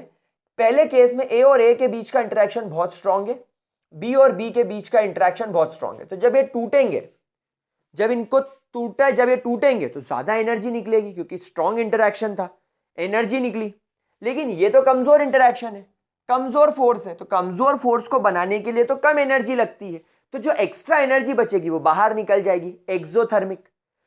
और कभी कभी क्या होता है कि ये दोनों जो बॉन्ड होते हैं ये बहुत कमजोर होते हैं, ए और बी यानी सॉल्यूट और सॉल्वेंट के बीच का इंटरेक्शन कम होता है, तो जब ये टूटेंगे तो बहुत कम एनर्जी निकलेगी। लेकिन सॉल्यूट सॉल्वेंट के बीच का इंटरेक्शन तो बहुत मजबूत है, तो ज्यादा एनर्जी अब्जॉर्ब होगी, तो वो एनर्जी जितनी इन्होंने छोड़ी है वो तो पूरी इस्तेमाल कर रहेगा, लेकिन इनको और एनर्जी चाहिए तो सराउंडिंग से खींचेंगे, बीकर से खींचेंगे, जो आपने बर्तन का इस्तेमाल किया उससे खींचेंगे, तो उसको ठंडा कर देंगे, क्योंकि उसकी एनर्जी भी इन्होंने बॉन्ड बनाने में खींची, तो एंडोथर्मिक हो गई। तो यहां पर डेल्टा एच मिक्सिंग जो होता है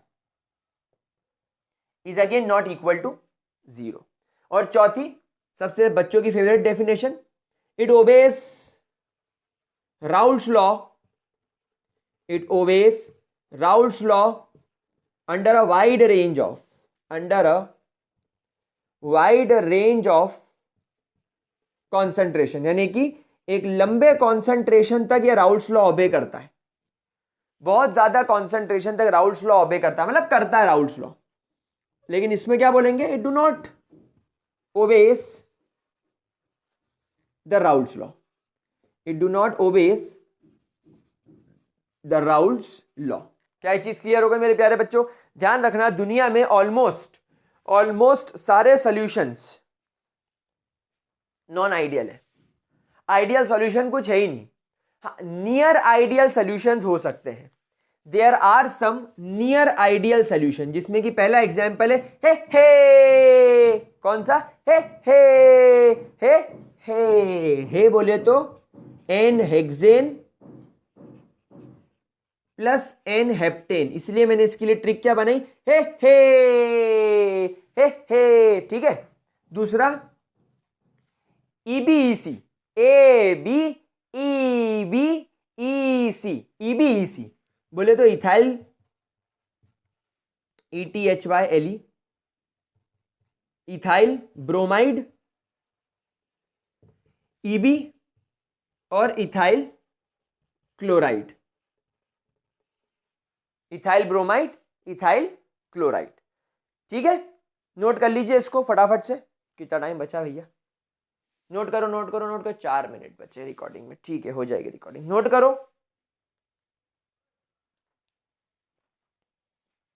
ठीक है।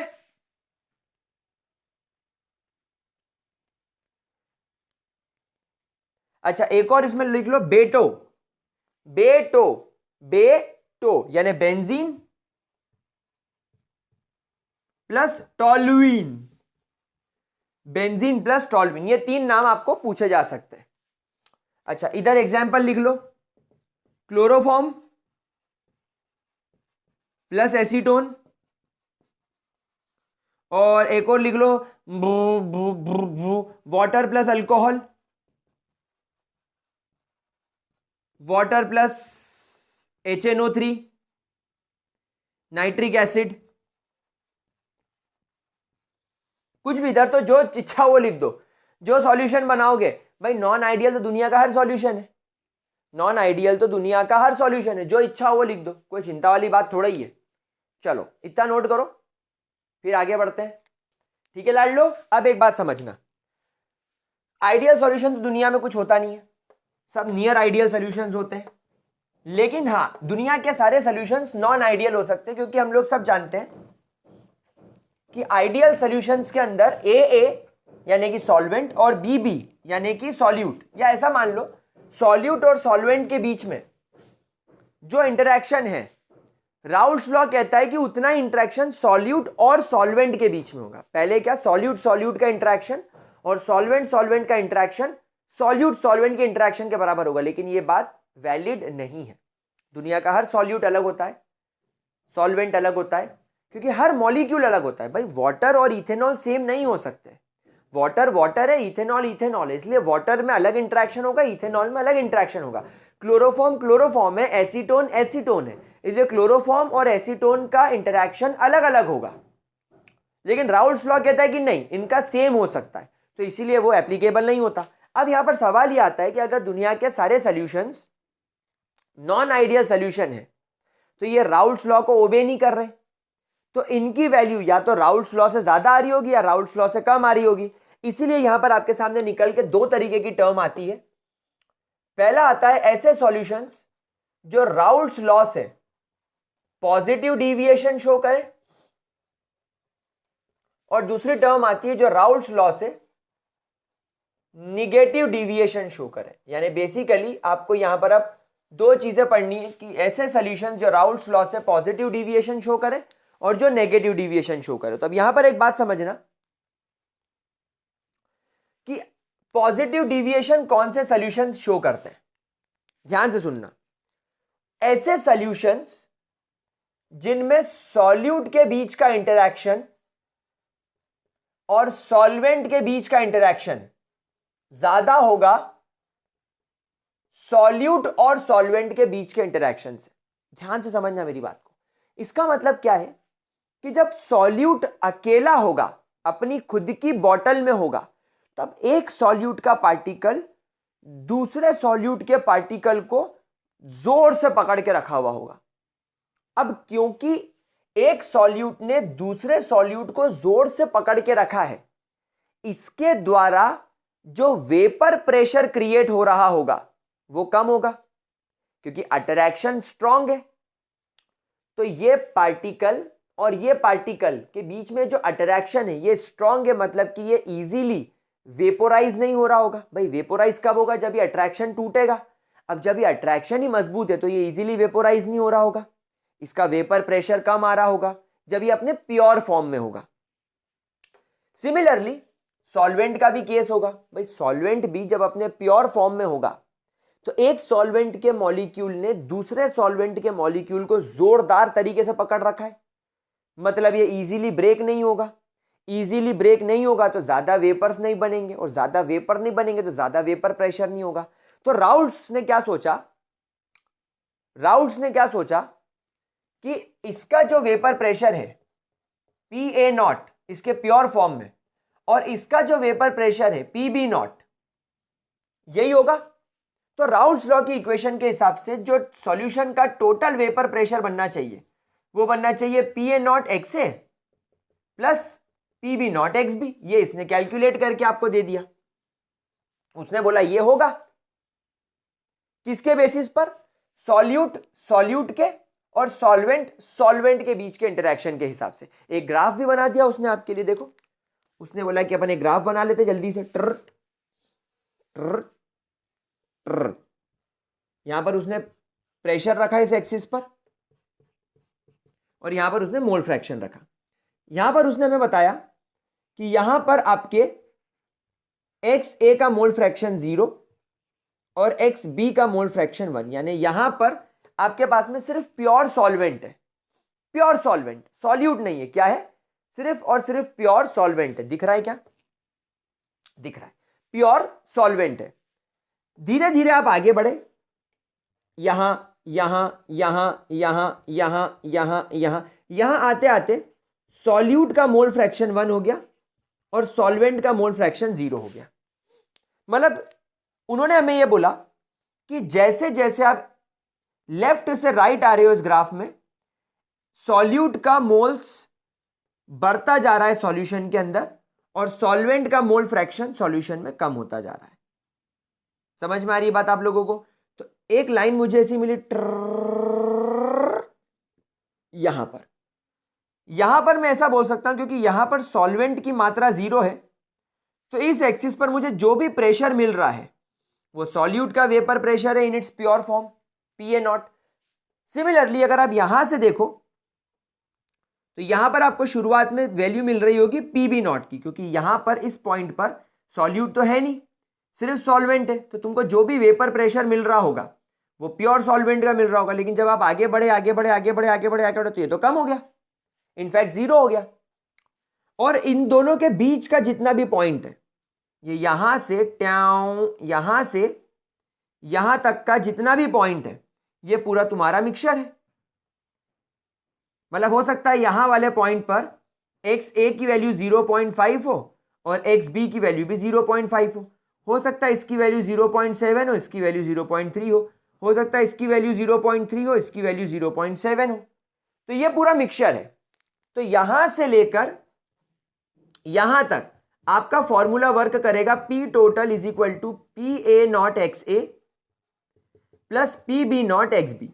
आपको एक्स पी ए नॉट और पी बी नॉट की वैल्यू तो मिली गई, एक्स ए और एक्स बी की वैल्यू आपको यहां से मिल जाएगी कि एक्स ए कितना एक्स बी कितना, तो आपको राउल्स लॉ की वैल्यू मिल जाएगी। तो ये जो पूरी वैल्यू है दिस इज पी बी, और ये जो पूरी value this is P A. आप सब लोगों को मालूम ही है कि P A is equal to P A not X A and P B is equal to P B not X B. क्या बात समझ में आ गई?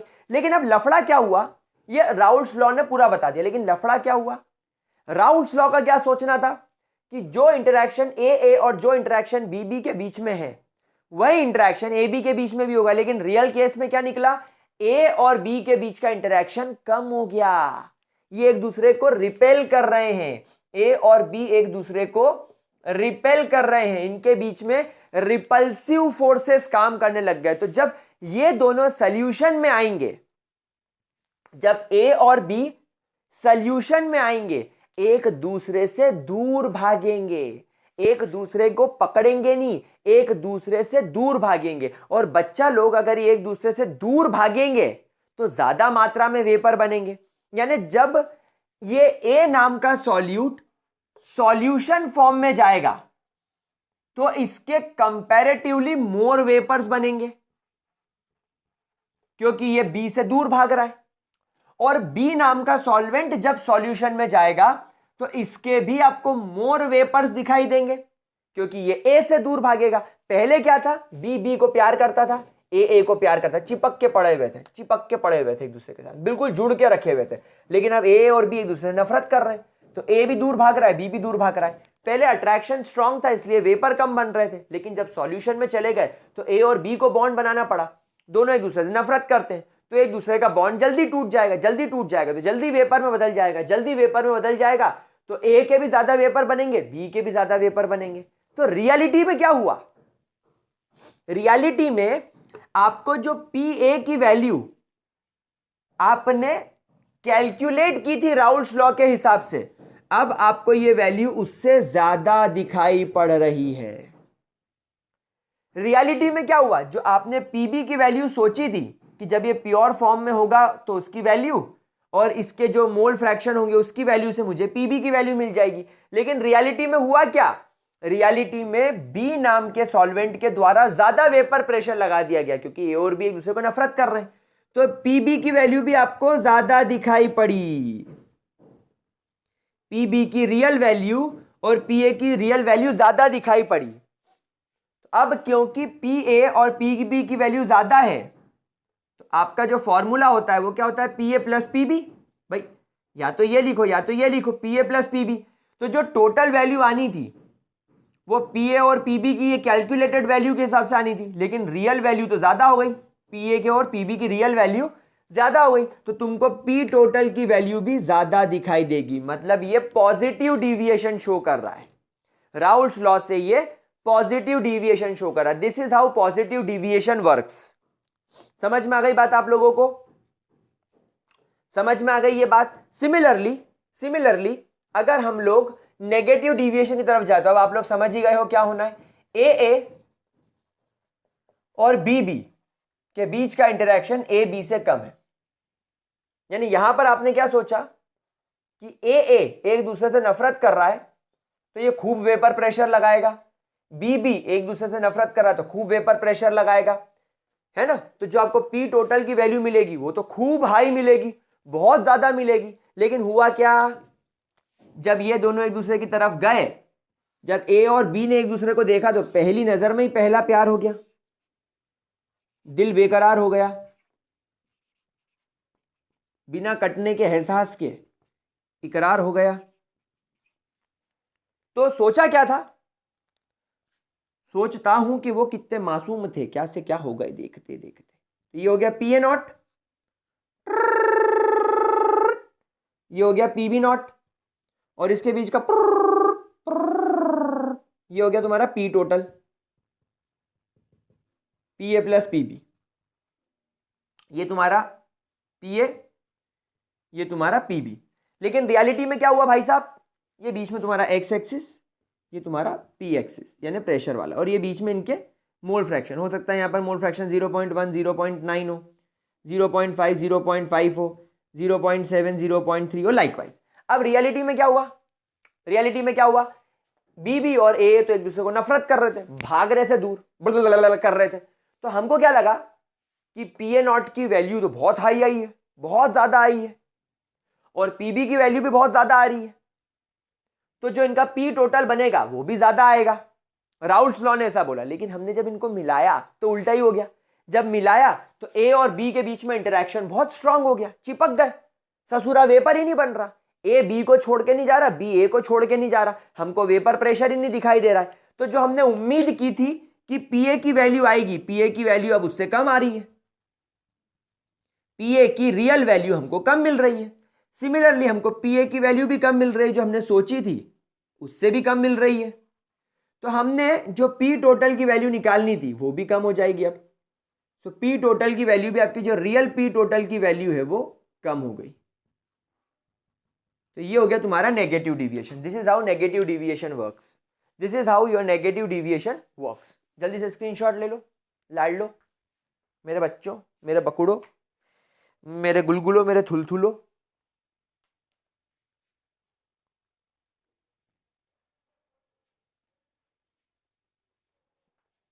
चलो एग्जाम्पल लिख लो भाई, दो दो यहां लिख देता हूं और यहां पर लिख देता हूं। भाई इसका एक एग्जाम्पल आप नोट कर लो, वाटर इथेनॉल।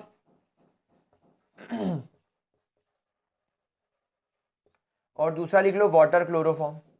वैसे तो बहुत है पर ये दो लिख लो बहुत है। आहा, वैसे तो बहुत है पर ये दोनों लिख लो, ये भी बहुत है।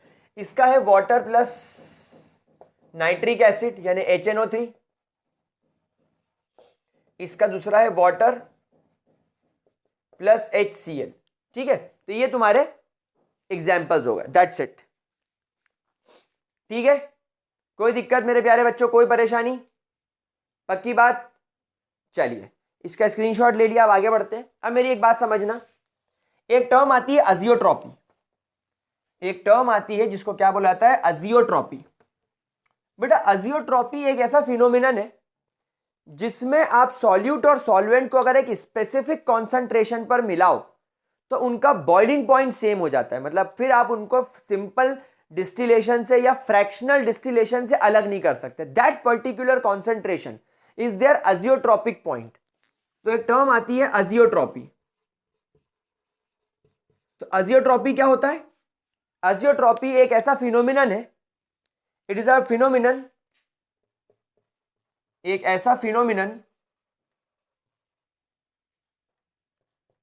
in which it is a phenomenon in which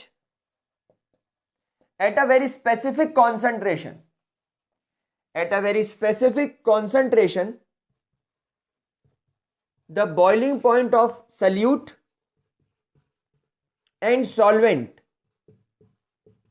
becomes equal and they start behaving like a same molecule and they start behaving as a same molecule, as a same molecule and cannot be separated, and cannot be separated by simple distillation। क्योंकि हम लोग जानते हैं distillation एक ऐसी process होती है जो सॉल्यूशंस में से सॉल्यूट और सॉल्वेंट को अलग कर देती है। फॉर एग्जांपल जैसे अल्कोहल और वाटर, वाटर 100 डिग्री पर उबलता है, उसके वेपर 100 डिग्री पर बनते हैं, लेकिन अल्कोहल के 50-60 डिग्री पर ही बन जाते हैं। तो अगर आप उस सॉल्यूशन को 60 डिग्री पर बॉईल करोगे तो 60 डिग्री पर सिर्फ अल्कोहल के वेपर बनेंगे और अलग हो जाएंगे, लेकिन वाटर वहीं रह जाएगा। तो ये डिस्टिलेशन मेथड से आप अलग कर सकते हैं। लेकिन अजियोट्रॉपी मतलब जब आपने अल्कोहल और वाटर को एक ऐसे कॉन्सेंट्रेशन पर मिला दिया, एक ऐसे कॉन्सेंट्रेशन पर मिला दिया आपने, एक ऐसे स्पेसिफिक कॉन्सेंट्रेशन में मिलाया जिस पर कि अब दोनों अलग ही नहीं हो रहे, दोनों एक जैसे बिहेव करने लगे, दैट इज कॉल्ड एज अजियोट्रॉपी। अजियोट्रॉपी दो तरीके की होती है। पहली होती है मैक्सिमम बॉइलिंग अजियोट्रॉपी और दूसरी होती है मिनिमम बॉइलिंग अजियोट्रॉपी।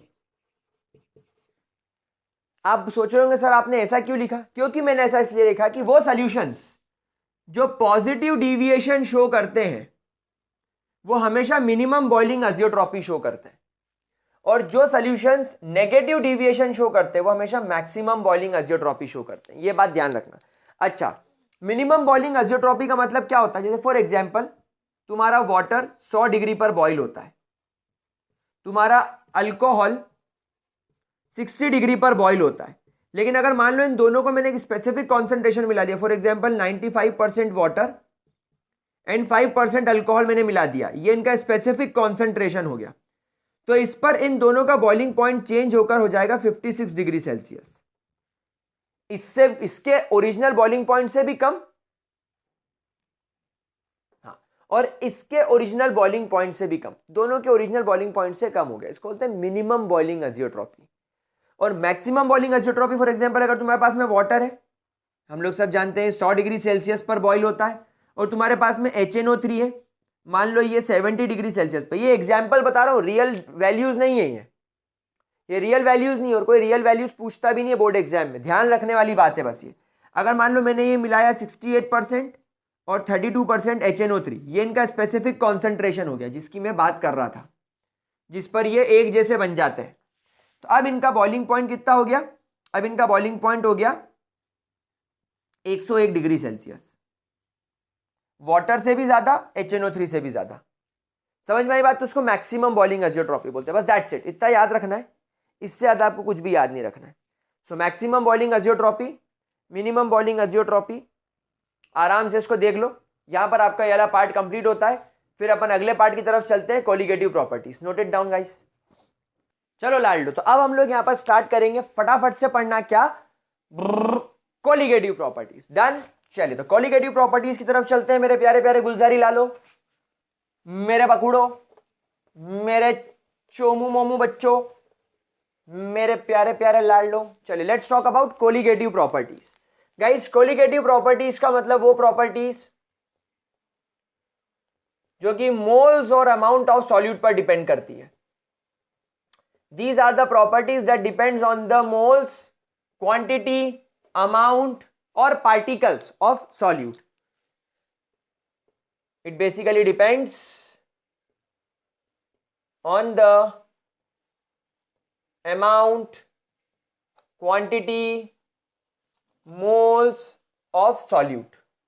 solute की जितनी मात्रा उतनी कोलिगेटिव प्रॉपर्टी के अंदर बदलाव। सबसे पहली कोलिगेटिव प्रॉपर्टी होती है relative lowering of vapour pressure. Relative lowering of vapour pressure.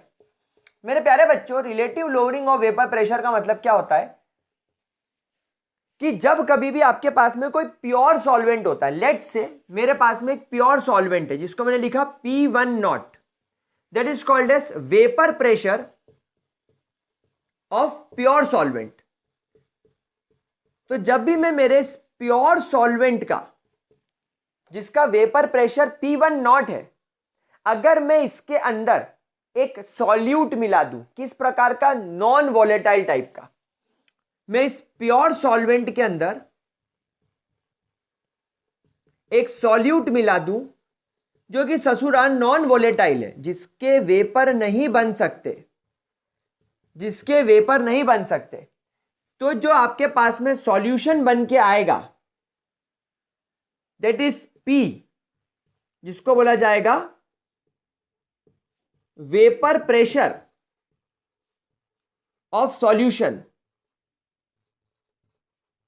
वो उसकी वैल्यू कम हो जाएगी as compare to pure form. For example अगर मेरे पास में बेंजीन है, प्योर बेंजीन, तो ये मेरा सॉल्वेंट है, तो मान लीजिए इसका वेपर प्रेशर 0.850 ATM है। इस बेंजीन के अंदर मैंने यूरिया मिला दिया 0.5 ग्राम्स। तो अब इन दोनों का जो सॉल्यूशन बना, बेंजीन प्लस यूरिया का जो सॉल्यूशन बना, इसके सॉल्यूशन का जो वेपर प्रेशर आया वो आया 0.845 atm। मतलब आपने देखा कि सॉल्यूशन का वेपर प्रेशर सॉल्वेंट से कम हो गया। This is called as relative lowering of vapour pressure. यानी अगर आपने प्योर सॉल्वेंट के अंदर एक नॉन वोलेटाइल सॉल्यूट मिला दिया तो जो रिजल्टिंग सॉल्यूशन बनेगा उस सॉल्यूशन का वेपर प्रेशर प्योर सॉल्वेंट के वेपर प्रेशर के मुकाबले कम होगा। This is called as relative lowering of vapour pressure. तो अब आप लोगों को इसका फॉर्मूला समझना है। तो लाडले बच्चों, इसका फॉर्मूला क्या होगा? सबसे पहले याद रखेंगे P1 नॉट। देखिए 1 हमेशा सॉल्वेंट को देना, कोलिगेटिव प्रॉपर्टी की बात कर रहा हूं, राउल्स लॉ वगैरह भूल जाओ। राउल्स लॉ में हमने A सॉल्यूट और B सॉल्वेंट बोला था। एक्चुअली जब आप किताबें पढ़ोगे तो A और B को दो अलग अलग कंपोनेंट बोला गया है। वहां पर A मतलब सॉल्यूट और B मतलब सॉल्वेंट स्पेसिफाई नहीं किया है। वहां A मतलब एक कंपोनेंट, B मतलब दूसरा कंपोनेंट बोला गया है। यानी कुछ भी सॉल्यूट कुछ भी सॉल्वेंट, लेकिन कोलिगेटिव प्रॉपर्टी में स्पेसिफाई किया जाता है।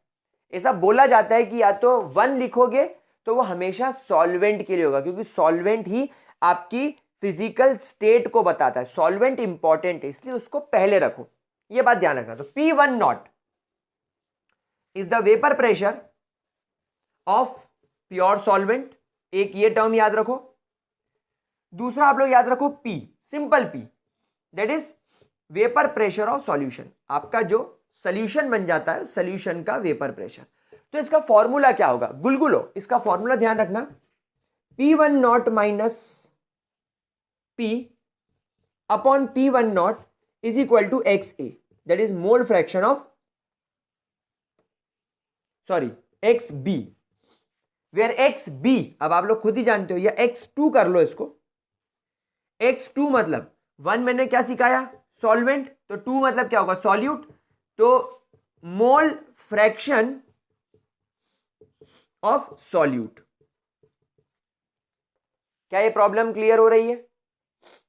आप लोगों को मोल फ्रैक्शन निकालने का फॉर्मूला आता ही है, P1 not minus P upon P1 not is equal to N2 upon N1 plus N2, whatsoever you want. तो ये हो गया आपका relative lowering of vapour pressure. दूसरी कोलिगेटिव प्रॉपर्टी जो आपके सामने आ रही है, that is elevation in boiling point. That means जो आपके पास में प्योर सॉल्वेंट होता है, जब आप उस प्योर सॉल्वेंट के अंदर डेल्टा टीबी यानी एलिवेशन इन बॉइलिंग पॉइंट, जो आपके पास में प्योर सॉल्वेंट होता है, उस प्योर सॉल्वेंट के अंदर अगर आप नॉन वोलेटाइल इलेक्ट्रोलाइट या नॉन वोलेटाइल सॉल्यूट मिला देते हो तो जो रिजल्टिंग सॉल्यूशन बनेगा उसका बॉइलिंग पॉइंट ज्यादा हो जाएगा। दैट इज टी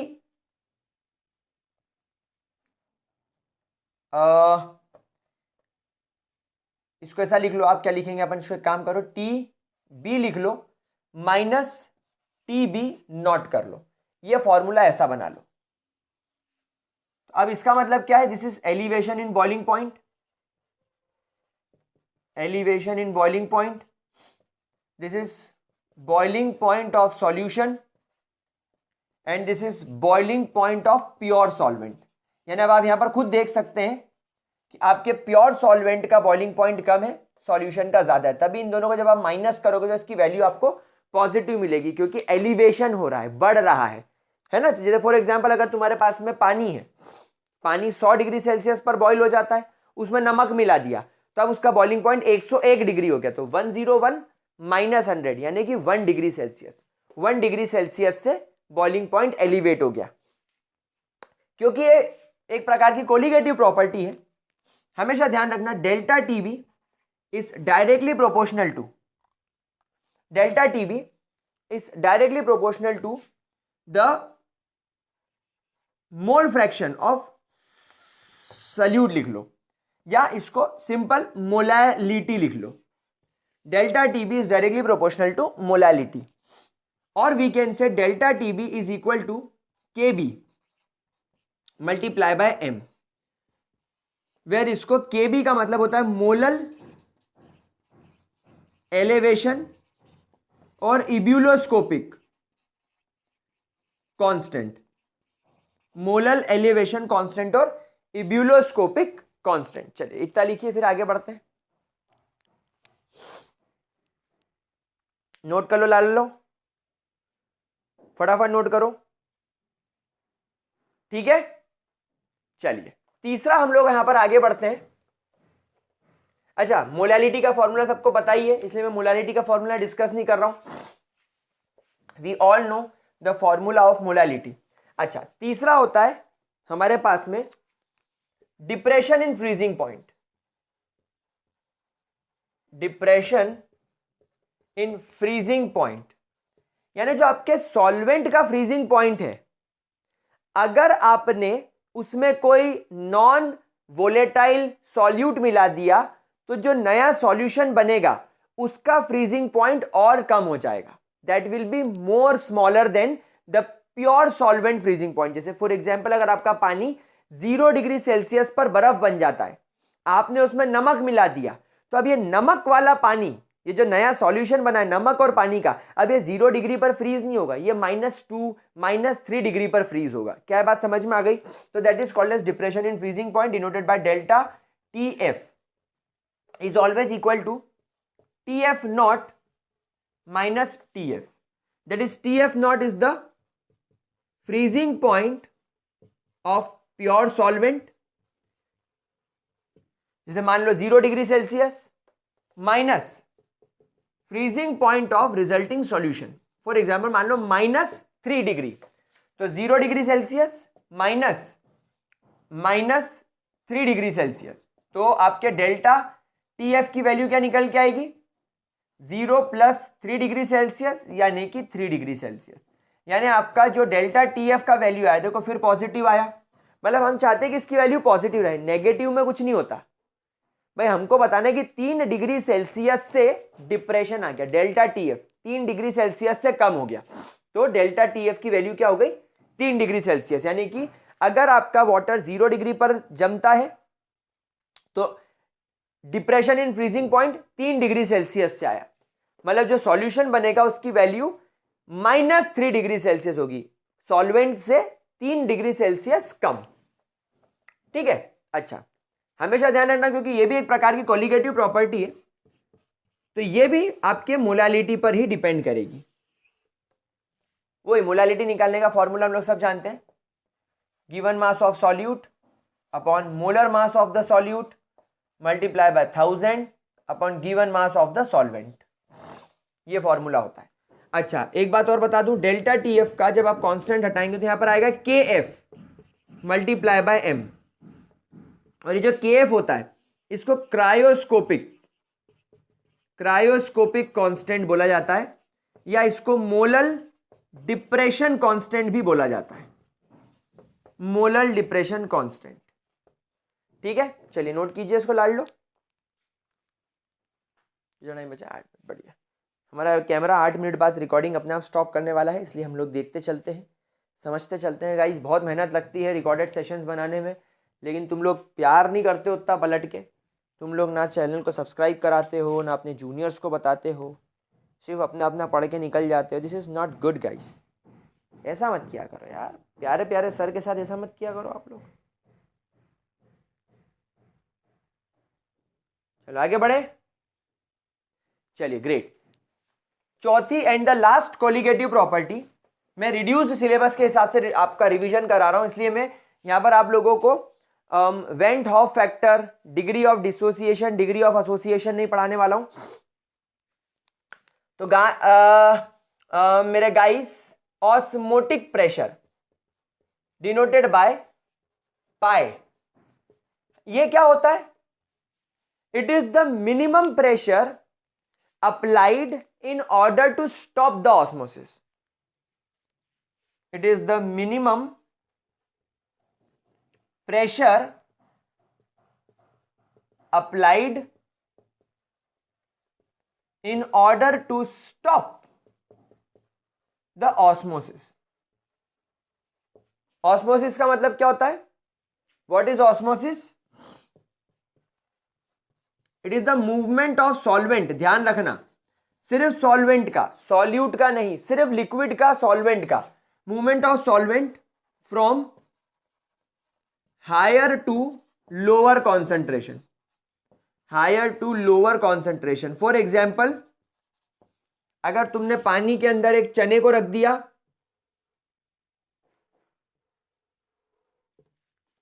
तो ये चना है, ये पानी के अंदर है, तो आप लोग जानते हैं पानी, चने के अंदर पानी का कंसंट्रेशन कम है इसलिए लोअर, और बाहर पानी ज्यादा इसलिए हायर। तो कुछ देर बाद आप देखेंगे पानी अंदर घुस गया और चना फूल के बड़ा चना हो गया। आप सुबह इसको बड़ा चना निकाल सकते हो, दैट इज ऑस्मोसिस। ठीक है, तो इसको जो रोकने वाली प्रोसेस होती है उसको बोलते हैं अपन ऑस्मोटिक प्रेशर। इसका फॉर्मूला होता है pi is equal to C R T, where C is concentration, T आपका temperature, and R is the ideal gas constant, R is the ideal gas constant. ठीक है, कोई परेशानी, कोई दिक्कत? अच्छा, एक बात और बता दूं, कंसंट्रेशन का एक फॉर्मूला क्या मैंने आपको सिखाया था, number of moles in 1 litre solution, या इन 1 लीटर सॉल्यूशन यानी moles per volume, moles in a given amount of volume. तो आप इस फॉर्मूले को रिकरेक्ट करके लिख सकते हो, pi is equal to n upon V multiply by R T. अच्छा, आपको मोल्स निकालने का फॉर्मूला भी पता है, गिवन मास ऑफ सॉल्यूट, क्योंकि ये मोल्स किसकी बात कर रहे हैं, ये सॉल्यूट की बात कर रहे हैं, क्योंकि हमारी कोलिगेटिव प्रॉपर्टी सॉल्यूट पर डिपेंड कर रही है, इसलिए सब सॉल्यूट की बात चलेगी, upon molar mass of solute. तो पाई की वैल्यू चेंज हो जाएगी W2 upon M2 multiply by V, और RT ऊपर आ जाएगा, तो ये हो जाएगा तुम्हारे पाई की वैल्यू।